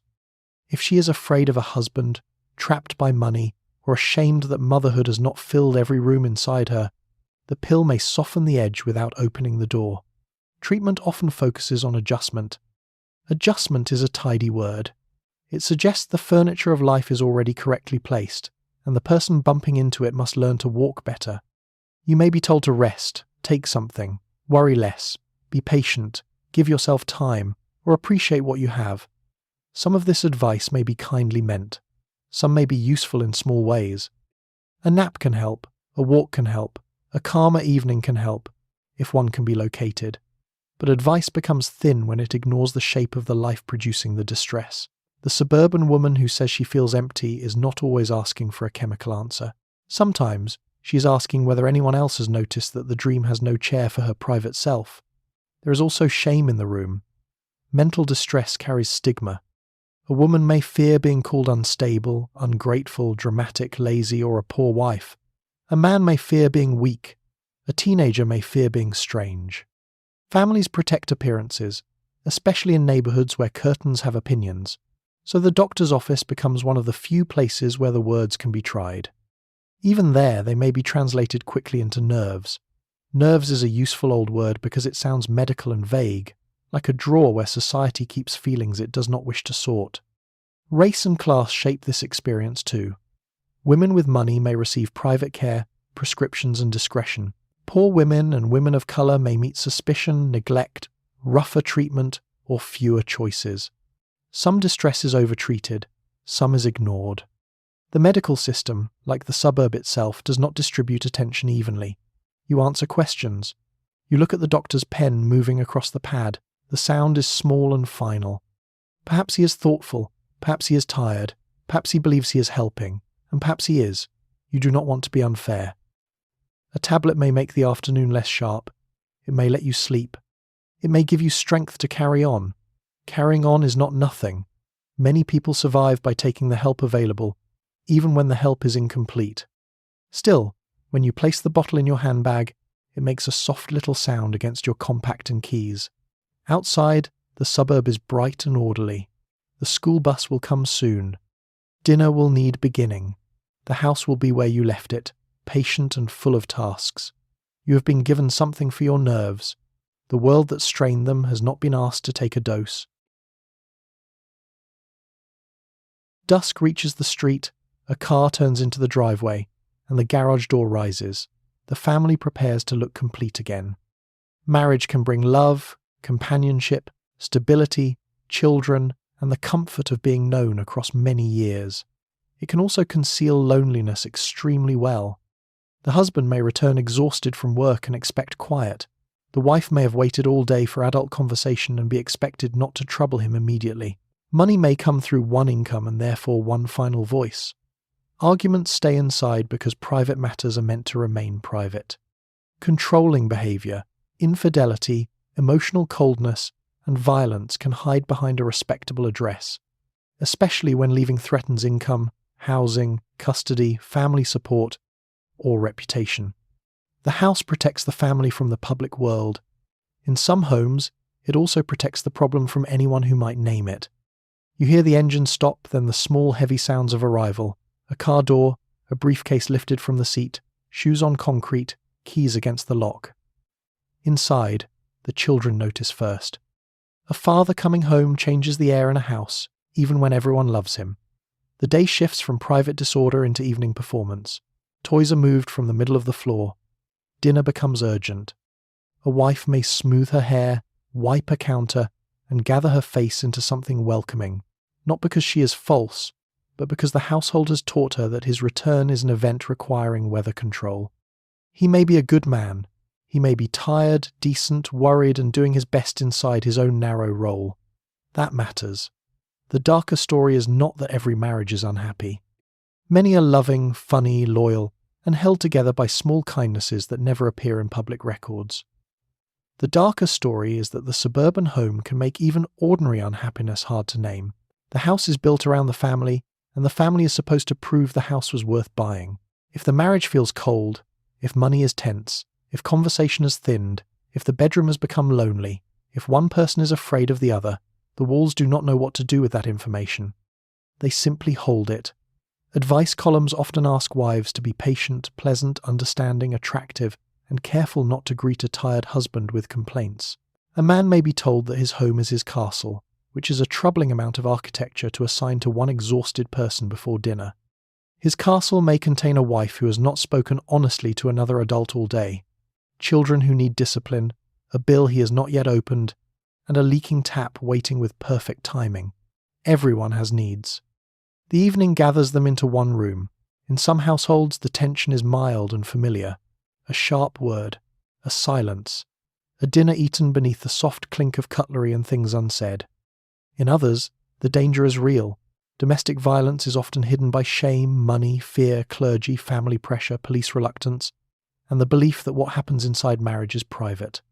A woman who wants to leave may face questions about where she will live, how she will support herself, whether she will keep her children, whether anyone will believe her, and whether the neighbourhood will turn her pain into a story by breakfast. Divorce is possible, but it carries stigma, cost, and legal trouble. Custody, property, credit, and income can all become traps. If she has no wages of her own, the front door is not simply an exit. It is a financial cliff with a doormat. Men can also suffer inside unhappy marriages, though the social system gives them more room to move, more legal and financial power, and fewer assumptions that endurance is their highest virtue. The suburban ideal depends on the appearance of unity. The couple attends school events, church suppers, barbecues, and neighbourhood meetings. They stand beside one another while holding paper plates and speaking warmly to people who may have heard shouting through a kitchen window last night. Respectability can cover a bruise, a betrayal, a fear, or years of being ignored. It can also make help harder to ask for, because the first thing a person must break is the picture everyone else has admired. The children learn the weather of the marriage before they learn the language for it. They know which footsteps mean joking, which silence means caution, and whether a door closing is only a door or a small report from the adult world. They may become cheerful at dinner, useful in the kitchen, invisible in the hallway, or loud enough to pull attention away from the wrong subject. Children are not foolish. They read rooms because rooms keep teaching them. The garage door closes behind the car. The sound is ordinary, but it seals the evening. Shoes come off. A tie loosens. Someone asks about dinner. Someone asks about homework. Someone does not ask the question that would matter. Later, the house will glow from the street. Lamps warm behind curtains, the family inside looking exactly as it should. That is the strange power of suburbia. It can make a house look peaceful from the curb while, inside, two people sit at the same table and miss each other by miles. At dinner, relatives discuss marriage, children, and the future as though every adult life arrives in the same approved order. You nod at the proper moments and choose each word carefully. In much of suburban America, heterosexual marriage is treated not only as common but as proof that adulthood has been completed correctly. Gay men and lesbians may marry, remain single under suspicion, move through private social circles, or build relationships that cannot safely appear at work, school, or the neighbourhood cookout. Same-sex desire may be treated as an illness, moral failure, legal danger, or reason for dismissal. Every conversation requires editing. A friend becomes a roommate. A holiday becomes a quiet weekend. A whole life is reduced to details safe enough for the table. You pass the potatoes and smile at a family joke. Nobody realizes that the most important person in your life has just been removed from the sentence. The dining room smells of roast meat, boiled vegetables, furniture polish, and the small heat of too many people pretending this is only a meal. Plates move from hand to hand. Someone asks whether you have met anyone nice yet, or whether there will be children soon, or why you are still sharing that apartment with such a close friend. The question may be affectionate. It may be nosy. It may be both, which is one of the family's older talents. You answer lightly because lightness is useful. You've learned to make your life sound smaller than it is. A weekend away becomes a trip with friends. A letter becomes news from someone. A shared home becomes practical rent. The person you love becomes a name spoken without weight, or not spoken at all. In the suburbs, the approved life is highly visible. Engagement rings, wedding photographs, baby showers, school events, church pews, and backyard barbecues all assume a man and a woman standing together in the correct order. This does not mean everyone is cruel. Many people are kind in ways they understand. A mother may worry because she has been taught warrior's love. A father may speak harshly because silence frightens him. A neighbour may repeat a joke because everyone laughs and nobody has shown her the cost. But kindness inside a narrow world can still leave little room to breathe. The law, medicine, religion, schools, employers and police all shape the fear. In many places, same-sex relationships can bring arrest, blackmail, loss of work, loss of housing, or public shame. Medical language may describe homosexuality as sickness. Employers may treat suspicion as enough reason to dismiss someone. A teacher, civil servant, office worker, nurse, shop assistant, or soldier may know that one rumour can undo years of careful competence. Privacy becomes not merely preference but protection. You learn the art of pronouns. You learn which stories can be told and where to stop. You learn to call before visiting, not to leave letters where a relative might find them, not to hold a gaze too long in the wrong room, not to trust every invitation. If you are lucky, you find others. A bar in the city, a quiet gathering in someone's apartment, a book passed carefully, a magazine hidden inside another magazine, a friend who says the right thing with one raised eyebrow and saves you from believing you are the only person alive performing this exhausting translation. Community exists, but it often asks for courage before it offers comfort. For people of colour, working-class people, and those living far from cities, the risks may be sharper and the hiding more complete. A white middle-class man with money may move through private circles differently from a black lesbian worried about police, work, family and church all at once. There is no single closet. There are many, built from different woods and locked from different sides. Some people marry because they want children, safety, family approval, companionship, or because marriage is the only life presented as possible. Some marriages contain affection and secrecy at the same time. Some become painful for everyone inside them. A wife may know, or suspect, or never be told. A husband may carry fear like a second wallet. A person may love a spouse and still feel that a private self has been placed in storage for the sake of survival. The suburb makes this both easier and harder. Its quiet streets offer cover. A private house can hide letters, meetings, and longing. It can also trap the secret inside walls built for openness, only in the approved direction. At dinner, someone tells a story about a cousin's wedding. Everyone laughs. You laugh too, because refusal would invite questions. The laughter is not false exactly. You may love these people. You may enjoy the meal. You may even want part of the life being described. That is what makes the editing so tiring. You are not outside the family. You are inside it, carefully removing pieces of yourself so the room can remain comfortable. Later, you help clear the dishes. Warm water runs over plates. The kitchen window shows a dark lawn and one porch light across the street. Someone thanks you for coming and says you must not stay away so long next time. You smile, promise nothing clearly, and reach for your coat. The evening has gone well. Nobody argued, nobody cried, nobody asked why your happiest memories always arrive in the story alone. Before dawn, you knot your tie, gather your briefcase, and leave for an office building surrounded by parking lots and trimmed shrubs. Your salary must support the mortgage, car, insurance, children, repairs, holidays, and the family's position in the neighbourhood. The suburban ideal places heavy pressure on the male breadwinner, even while giving him more authority. Work demands loyalty, long hours, ambition, and a calm face. Home demands patience, affection, and presence after much of your useful energy has been spent elsewhere. Fear of dismissal sits behind every promotion. Emotion is expected to remain private unless it concerns sports, war, or a faulty engine. You return each evening tired and unable to explain why success feels like something following closely behind you. The garage door opens. Your family is glad you are home. You need several minutes to become the person they have been waiting for. The morning air is cool enough to sharpen the smell of petrol and cut grass. Houses sit dark behind drawn curtains, each one containing people who will soon require money to keep existing in comfort. You drive toward the office with the radio low and the collar of your shirt already feeling less friendly than it did in the bedroom. The breadwinner role can look powerful from the outside. In many ways, it is.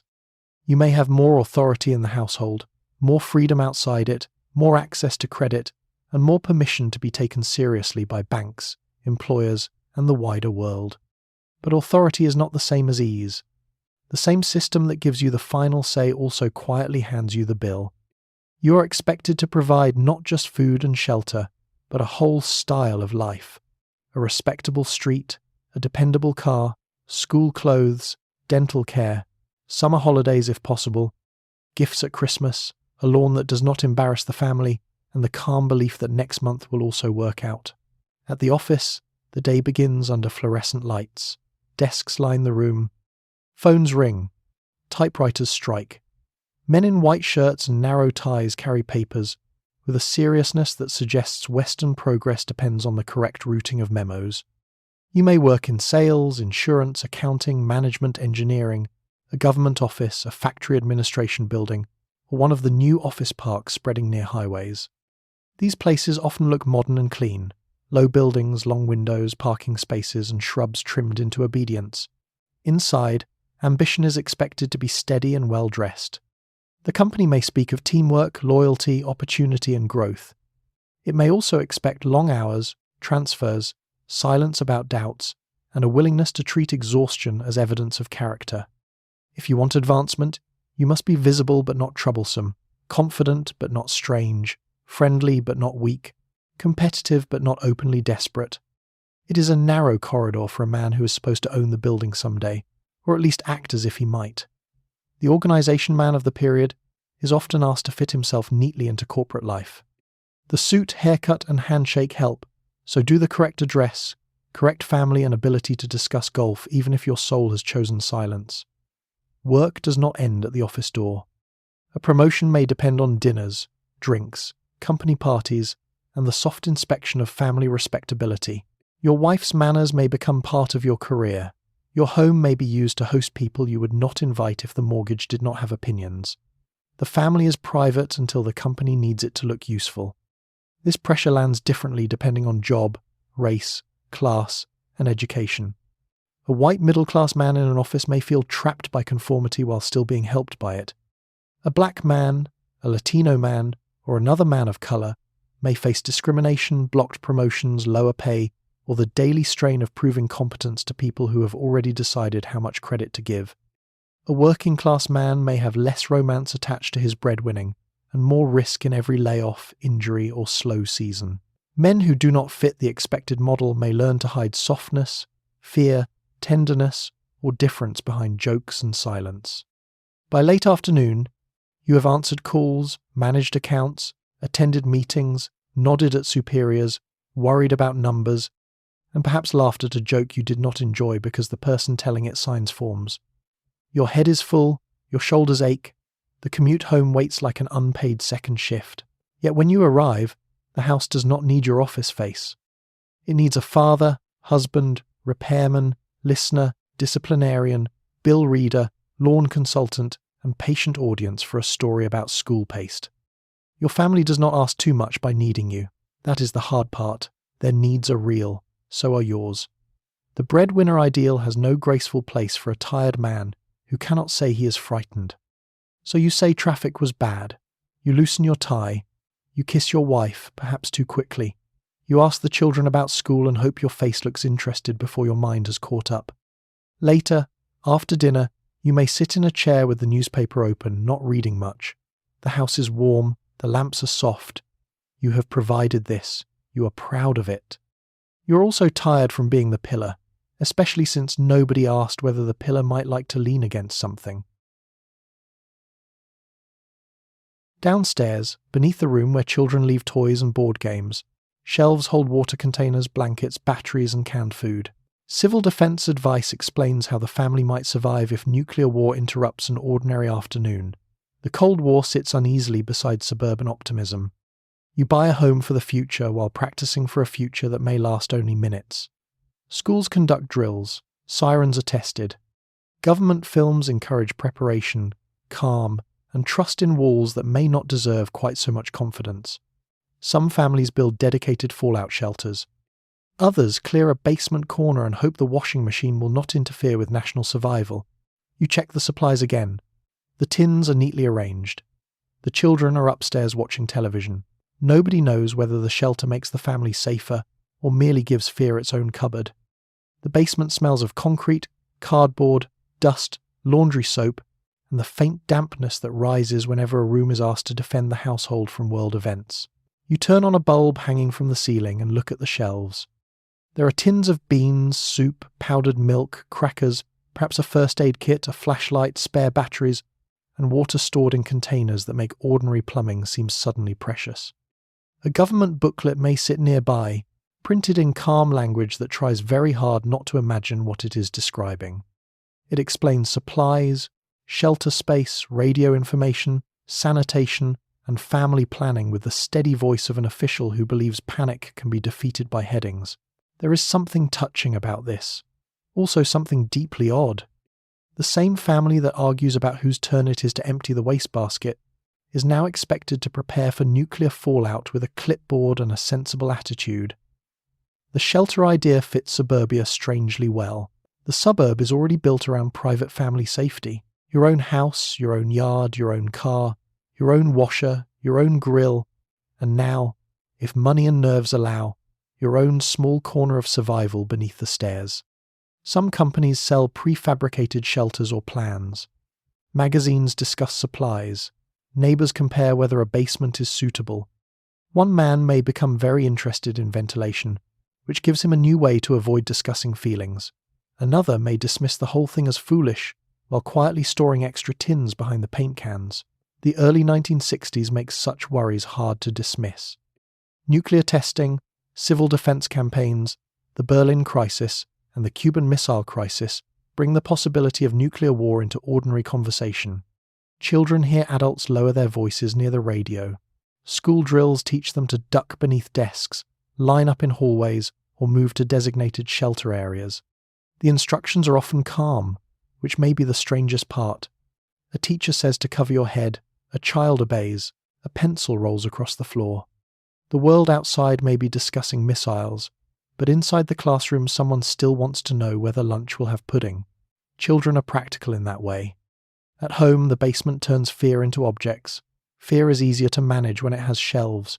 You can count tins, you can test batteries, you can fold blankets. You can decide where the children would sit and whether the family dog is included in the plan, which may be the point at which the official booklet begins to feel underprepared. The act of preparation may comfort you. It gives the hands something to do. It says that the family is not helpless. That matters. People have always stored food against winter, storms, illness, unemployment, and bad luck. This is an older human habit wearing Cold War clothes. Yet the scale of the fear is new enough to feel unreal. A basement made for laundry, tools, and Christmas decorations is now being asked to imagine the end of cities. The contrast is almost too large for the room. Above you, the house remains ordinary. A chair scrapes. A child laughs. The television changes volume. Someone opens the refrigerator. The suburb looks like a promise that tomorrow will resemble today, only with slightly better curtains. Below, the shelves suggest that tomorrow might require powdered milk and a battery radio. Not every family prepares in the same way.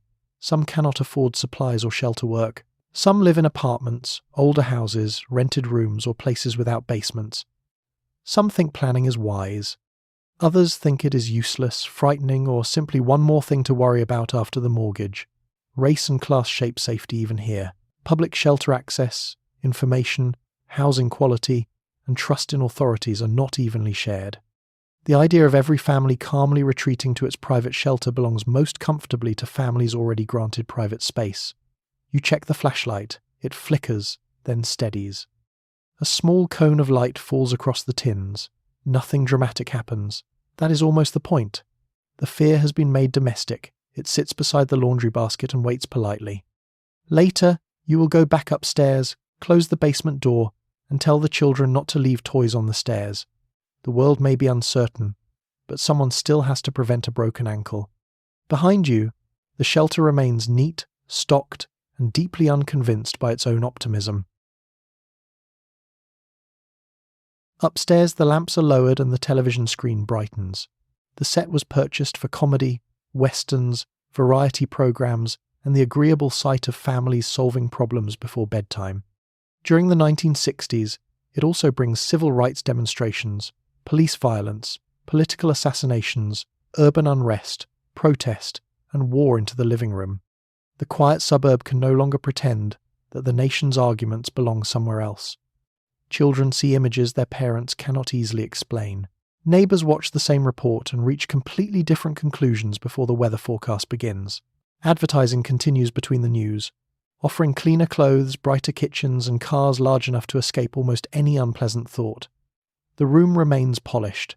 The cushions still match. But the picture on the screen no longer fits comfortably inside the picture the neighbourhood tells about itself. You sit on the sofa with the family arranged around the room, in the evening positions everyone has somehow chosen without a meeting. A child lies on the carpet too close to the screen. Someone tells him he will ruin his eyes, a warning that has been issued with great confidence in many living rooms. The television cabinet glows warmly. Rabbit ears lean at a hopeful angle. The set hums, flickers, steadies, and turns the home into a small theatre with lamps, curtains, and snack crumbs. Television brings comfort. It gives the family a shared hour. A comedy smooths the day. A western turns moral questions into hats and horses. A variety show offers music, jokes, dancers, and the cheerful sense that America has gathered in a studio wearing good shoes. The suburban living room becomes a place where everyone faces the same light. That is not nothing. After a day of separate work, school, errands, and loneliness, the screen can make the household feel together without asking it to talk too much. But television also changes the walls. News enters with pictures.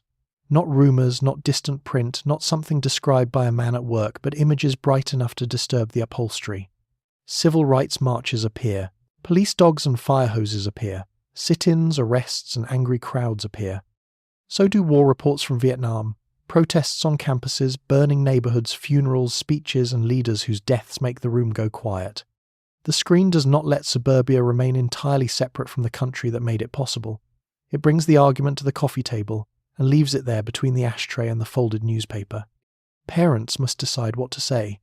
One child asks why people are shouting. Another asks why soldiers are in the jungle. A teenager says something about the war, or race, or freedom, and the room tightens slightly. The father turns the volume down, which has never solved a national crisis but may help dinner settle.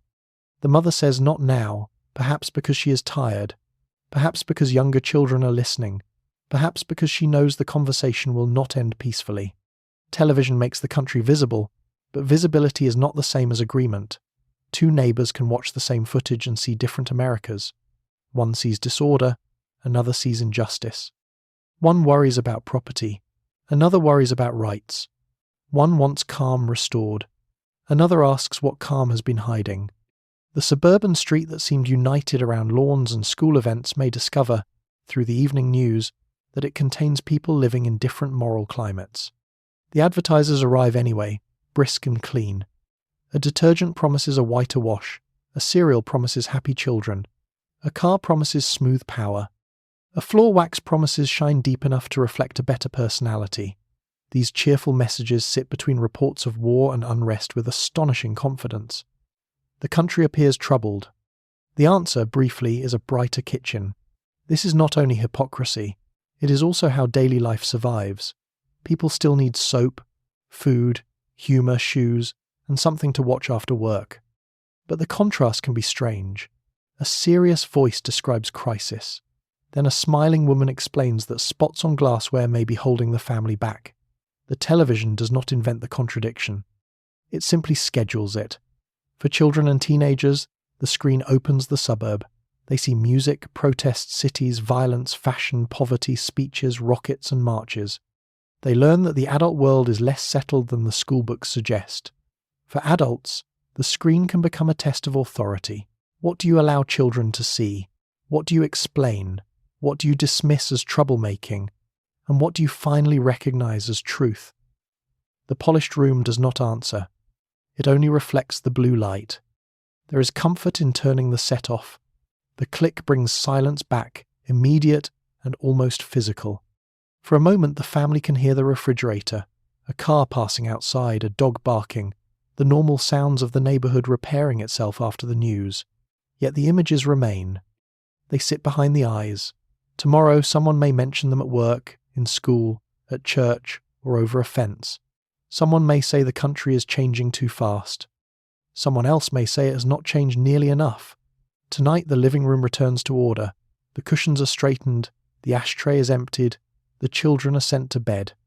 The television screen fades to a small pale dot, then darkness. The room looks exactly as it did before. That is the unsettling part. It has seen much more than it admits. On Saturday afternoon, you step onto the patio and smell charcoal, cut grass, gasoline, and something industrial drifting from beyond the rooftops. The suburb appears cleaner than the crowded city, but pollution does not stop politely at the town line. Leaded exhaust gathers beside busy roads. Smog settles over growing metropolitan areas. Weed killers and pesticides promise perfect lawns with little discussion of what repeated exposure might mean. Streams receive runoff. Factories release smoke. Families burn trash in backyard barrels, adding their own small contribution to the modern air. Environmental concern grows because the signs become harder to ignore. Birds disappear from familiar places. Eyes sting on warm days. A nearby river carries colours no river selected for itself. You turn the food on the grill and look toward the hazy sky. It is blue enough for the family photograph. That is not quite the same as clean. The patio is warm beneath your shoes. A metal chair scrapes across concrete. Somewhere a sprinkler ticks with the steady confidence of a device that believes water will always arrive when summoned. The barbecue smokes gently, sending up the good smell of meat, lighter fluid, and weekend optimism. Children run across the yard, already damp from some private arrangement with a hose. A neighbour leans over the fence to discuss the weather, the game, and the fact that the new weed killer seems to have done wonders near the rose bed. The afternoon feels wholesome, almost staged. A camera could find the father at the grill, the mother carrying a tray, the children laughing, the lawn bright, the sky large, and the house standing behind them like proof that modern life has found the correct address. Yet the air is carrying more than supper. Suburbia often sells itself as escape from the smoke and crowding of the city. There is truth in that. Many families leave older neighbourhoods for cleaner streets, more open space, and yards where children can play without dodging delivery trucks. But the suburb does not float above the region. It breathes the same air, uses the same roads, buys the same products, and adds its own little habits to the trouble. Cars idle in driveways. Lawn equipment burns fuel. Highways pour traffic around the edges of town. Factories beyond the subdivision continue their work, and smoke travels without asking whether the houses are new.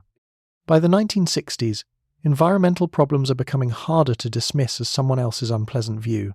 Smog makes eyes sting. Rivers and streams carry industrial waste, sewage, detergents, and runoff. In some places, water catches public attention because it smells wrong, looks wrong, or refuses to support the life people remember. Pesticides and household chemicals enter ordinary routines with bright labels and confident promises.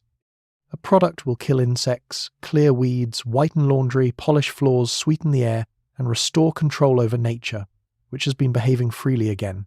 The labels sound cheerful and scientific, often promising safety when used as directed, though the directions may be read quickly by a tired adult in a warm garage.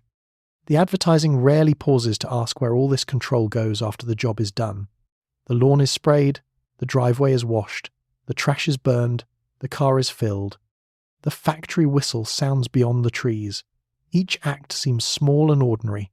Together, they become a sky with a taste. Environmental concern does not appear from nowhere. It grows from small signs noticed by people who had no wish to become crusaders, only to keep breathing comfortably and hear birds in the morning. Writers, scientists, activists, local residents, and ordinary people begin connecting the dead birds, dirty rivers, smoggy days, and chemical smells to choices made in homes, industries, farms, and governments. Rachel Carson's Silent Spring, published in 1962, helps many readers see pesticides as part of a larger story rather than merely a household convenience. Not everyone welcomes the warning. It is uncomfortable to hear that the tools of modern comfort may have costs. It is especially uncomfortable when the rose bed looks excellent. You turn the food on the grill and watch smoke drift upward into the pale air. A child asks why the sky looks grey near the horizon. Someone says humidity. Someone else says industry. Someone changes the subject because the hamburgers require attention.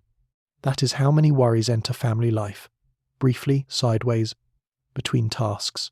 The dark side is not that everyone was careless or foolish. People used what they were sold. They trusted products described as safe. They wanted clean homes, healthy children, strong lawns, fewer pests, and bright kitchens. These are not wicked desires. The problem is that progress often arrives first as convenience, and only later as a bill sent to the water, soil, air, and lungs. By evening, the barbecue ends. Paper plates are gathered. The coals fade. The children smell of smoke and grass. Across the fence, someone praises the weather, though the sunset has a rusty edge. The suburb remains pleasant, and that is part of the unease. The danger is not always dramatic. Sometimes it looks like an ordinary Saturday, with good food on the grill, clean glasses on the table, and a sky just hazy enough for everyone to pretend it is only summer. Folding metal chairs scrape across the floor while coffee is poured and someone distributes an agenda. Suburban life depends on parent groups, civic clubs, neighbourhood associations, volunteer committees, and residents willing to organise the 1,000 small tasks holding a community together. These groups can provide friendship, leadership, practical help, and real support during illness or trouble. They can also become quiet courts of belonging. Political views, family conduct, race, class, and respectability may all be measured beneath polite conversation. Women perform much of the organising, while formal authority often remains with men. A man chairs the meeting. Several women have already booked the room, telephoned every household, typed the notice, arranged the refreshments, and found the missing key. The meeting ends with thanks for everyone's assistance. You look around at the cups and folding chairs. Assistance still appears to require cleaning up. The community room smells of percolated church basement coffee, floor polish, damp coats, and paper stacked for a purpose. A flag stands in the corner, patiently upright. A chalkboard carries the remains of a previous group's announcement, erased just enough to become mysterious. People arrive in careful evening clothes, carrying handbags, notebooks, cigarette cases, and opinions wrapped in friendly voices. Someone has brought cookies on a paper plate. Someone else has brought a concern about traffic near the school. The chairs face a table where the chairman sits with a pencil, a glass of water, and the grave manner of a man guiding civilization through the question of parking spaces. This is one of the most ordinary rooms in Suburbia, and one of the most revealing. The suburb is often imagined as private life: houses, yards, garages, family rooms, and fences low enough to be polite. But the private dream requires public work. Someone must plan school fairs, collect money for playground equipment, arrange scout meetings, complain about stop signs, organise church suppers, welcome new families, visit the sick, discuss zoning, protest a road, oppose an apartment building, or decide whether the 4th of July parade needs a better route. Community does not simply happen because lawns touch. It is maintained by calendars, phone calls, typed notices, and a surprising number of women who know where the extension cord is. These groups can be generous. If a family faces illness, neighbours bring food. If a child needs a ride, someone remembers. If the school lacks supplies, a committee appears with a bake sale and the expression of people prepared to turn flour into infrastructure.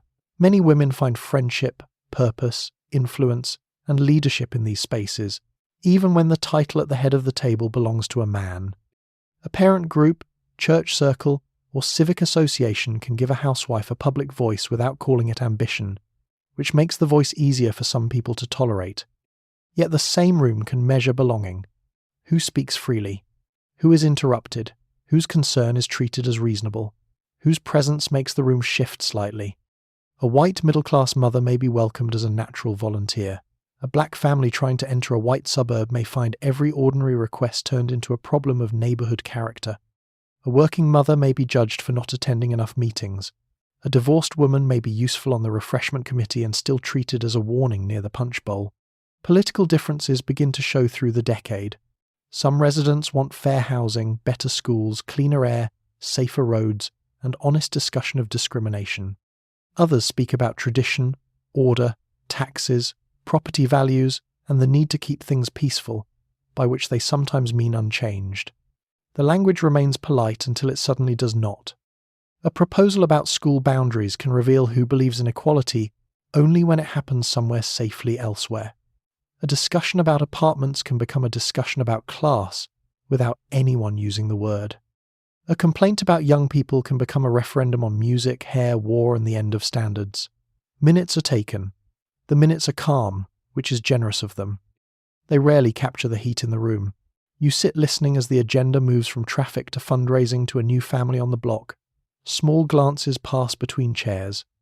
Someone says they are not prejudiced, which is often the point at which everyone should become alert. Someone else asks a plain question and is answered with a long explanation about practical concerns. The coffee cools, the cookies soften, The chairman thanks everyone for their spirit of cooperation, even though cooperation has been limping for 20 minutes. Still, this room matters. It is where ordinary people learn to act together, sometimes beautifully and sometimes badly. It is where women sharpen skills later used in campaigns, protests, school boards, and public life. It is where tired neighbours discover that the suburb is not one mind with many driveways, but a collection of fears, hopes, habits, and property lines trying to share a map. At the end, chairs are folded and stacked against the wall, cups are gathered, ashtrays are emptied, the chairman leaves with the minutes. You remain with 3 other women, wiping tables and discussing what was really said. The meeting is over, officially. Unofficially, the important part has just begun near the sink. By the late 1960s, leaflets appear in mailboxes and meetings last longer than anyone planned. Civil rights campaigns challenge housing discrimination and unequal schools. Fair housing supporters confront homeowners who speak warmly about equality until equality approaches the street with furniture. Students question war and authority. Women begin describing problems long treated as private failures. Environmental groups oppose pollution and careless development. Some suburban residents join these movements and push for change.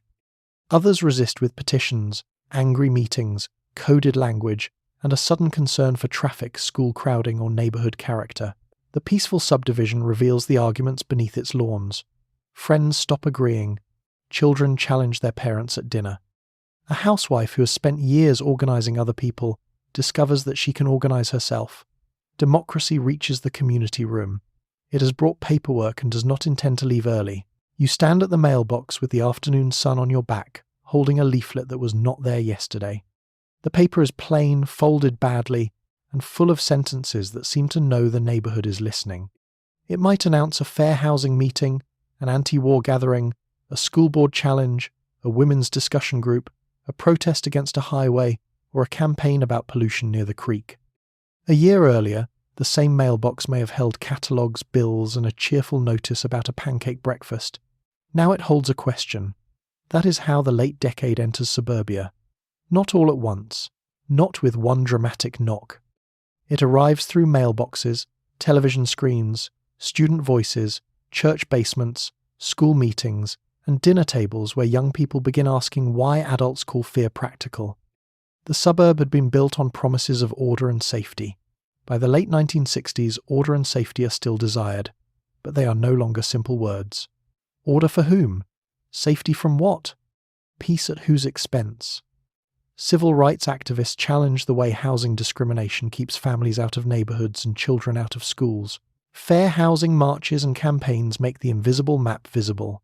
Some suburban residents support them, sometimes at personal cost. Others oppose them with language polished smooth by meetings.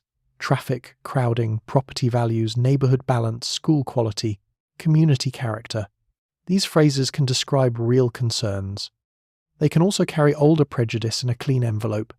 The same pattern appears around schools. Integration, busing, district lines, and funding expose how much inequality has been hidden inside addresses. A parent may say she only wants the best for her child. That may be true. It may also be the sentence standing guard at the gate. The war in Vietnam brings another argument into the living room. Teenagers and college students question authority, draft policy, patriotism, and the promises of their parents' world. Some fathers who served in an earlier war hear disrespect. Some sons hear danger. Some mothers fear for boys who may be sent far away. Others fear what silence will make them complicit in. Dinner becomes livelier than anyone requested. A casserole can only absorb so much national disagreement. Women begin naming their own dissatisfaction too. What had been called nerves, boredom, selfishness, or poor adjustment starts to sound like a pattern. A woman who has organised bake sales, school drives, church lists, and charity collections realises she already knows how to plan, persuade, telephone, write, gather, and endure meetings. These are public skills, even if she learned them while arranging coffee. Some women join feminist groups, return to school, seek work, demand fair pay, challenge marriage expectations, or simply speak more honestly with one another. The sentence, "I thought it was only me," begins doing quiet damage to the old order. Environmental concern grows as well. A creek that smells wrong, a highway that brings fumes, a factory that leaves residue, a bird song that has gone missing, a child's asthma, or a newspaper story about poisoned land can turn scenery into evidence. Some residents discover that protecting home means looking beyond the property line. Others would prefer the property line to remain the edge of moral responsibility, which is convenient but not very effective against air. The arguments are not tidy. People contradict themselves. A man may support civil rights in principle and oppose the apartment building nearby. A woman may dislike protest until her own child receives a draft notice. A teenager may speak bravely at dinner and still depend on the family car. A neighbour may be kind, generous, and deeply resistant to change.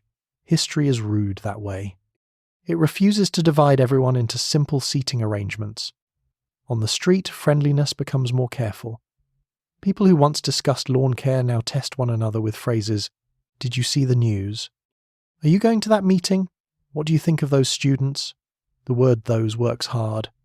Children hear the arguments through doors and carry them to school. Churches, clubs, and parent groups split or strain. The suburb is not falling apart exactly. It is becoming audible. The disagreements that were always inside it now have microphones, leaflets, laws, marches, and children old enough to ask follow-up questions. You fold the leaflet and bring it inside. It sits on the kitchen table beside the salt shaker and the unpaid bill. Later, someone will ask whether you are really thinking of going. You may say you are only curious. Curiosity is a useful first disguise for courage. Outside, the lawns remain neat. Inside, the neighbourhood has started reading the fine print of its own dream. At last, televisions go dark one by one, and porch lights remain above empty steps. The street slowly settles beneath the faint sound of traffic moving far beyond the houses. Inside are sleeping children, unpaid bills, private hopes, tired marriages, hidden identities, medicine bottles, school books, office clothes, and alarm clocks waiting to begin the arrangement again. Suburbia was never simply false. Many families found safety, friendship, space, opportunity, and real happiness there. The dream mattered because parts of it were true, but its comfort was shared unevenly, and its perfect surface often required silence from anyone whose life did not fit the picture. You stand at the window and watch a sprinkler turn slowly across the lawn. Nothing else moves. The hedges are dark now. The curtains reveal nothing. The neighbourhood is finally quiet. It has not become simple. You keep your hand on the curtain for a moment, holding it just open enough to see the road. The glass is cool and still beneath your fingers. The house behind you has settled into its nighttime breathing. Refrigerator hum, pipe tick, faint creak from a bedroom, the soft shift of someone turning over in sleep. Outside, the lawns are no longer moral displays. They are just dark shapes under the moon. The cars rest in driveways, innocent for a few hours of all the freedom and dependence they have carried. The mailboxes stand in a row, each one empty or full of tomorrow's little demands. Somewhere far away, a truck moves along the expressway, its sound low and steady, like the suburb remembering what connects it to everything it tries to escape. At night, the neighbourhood looks closest to the promise. No arguments show through warm brick. No mortgage lies open on the table from the street view. No doctor's bottle sounds inside a handbag. No child's report card changes the air in a kitchen. No wife sits waiting for the right moment to speak. No husband sits in a chair wondering why the life he has built feels heavier than gratitude should feel. No teenager lies awake planning a future that does not match the basement rules. No family turned away from a house can be seen from the porch where someone else has been welcomed. No highway scar, school boundary, or loan office is visible in the dark. Darkness is generous that way, especially from the correct side of a picture window. It smooths surfaces. It does not solve them. This is the trouble with calling suburbia simply fake, or simply perfect, or simply dark. It was never any one thing. It was a home, a market, a refuge, a display, a machine for building wealth, a place of friendship, a place of loneliness, a shelter from city noise, a product of city damage, a promise to children, and sometimes a gate held shut against other children. It could hold birthday parties and nervous breakdowns in the same week. It could give a family the first bedroom a child had ever had alone. It could also make that child practice ducking beneath a desk in case the world ended before spelling. It could give a woman pride in her home and leave her stranded in it. It could give a man purpose and turn him into a tired provider who no longer knew how to rest. It could create neighbourly care and neighbourly surveillance so close together that a casserole sometimes arrived carrying both sympathy and information. The houses do not explain themselves, and perhaps that is why people keep explaining them. They simply sit beneath their roofs, holding what people bring inside. One contains laughter. Another contains silence. Another contains a family counting money. Another contains books hidden behind other books. A letter never sent. A suitcase imagined but not packed. In one room, a child sleeps under a pennant, his school shoes waiting beside the bed like two small responsibilities. In another, a woman folds tomorrow into a list. In another, a man leaves his tie over a chair as if removing one layer of the day might reveal the person underneath. And on the edge of town, the shopping centre waits with dark windows, its polished displays resting behind glass, ready to sell brightness again in the morning. The darker side of suburbia is not that the dream was worthless. If it had been worthless, it would not have held such power. People wanted good schools, safe streets, privacy, lawns, appliances, fresh starts, and rooms where their children could sleep without hearing strangers through the wall. These are deeply human wishes.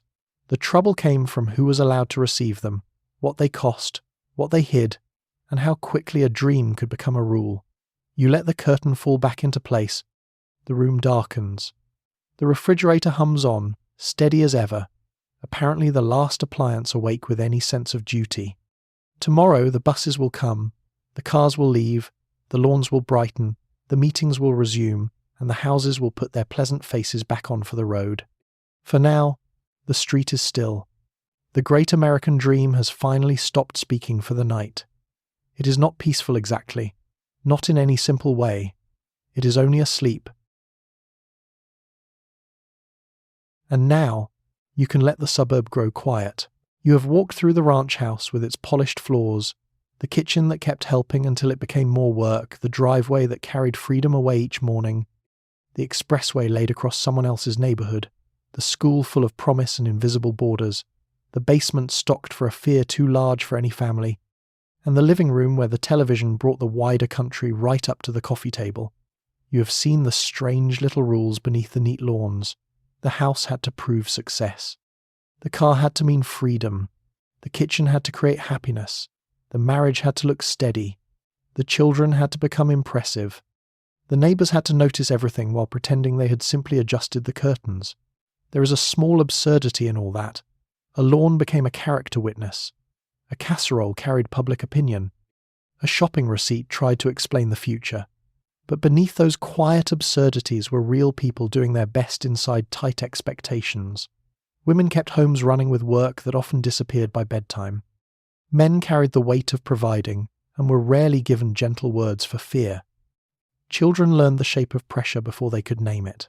Families shut out of the dream kept pressing against doors that should never have been closed. And still, people made meals, planted flowers, fixed bicycles, helped neighbours, loved children, and found real warmth inside imperfect houses. So tonight, as you return to your own room, you can feel grateful for the comforts around you without feeling superior to the past. The light is softer now, the bed is waiting. The old televisions can fade. The sprinklers can slow, the garage doors can rest. Every careful house on that dark suburban street can finally stop performing. You are here now, you are safe enough to sleep. Let the night take over gently, one quiet breath at a time.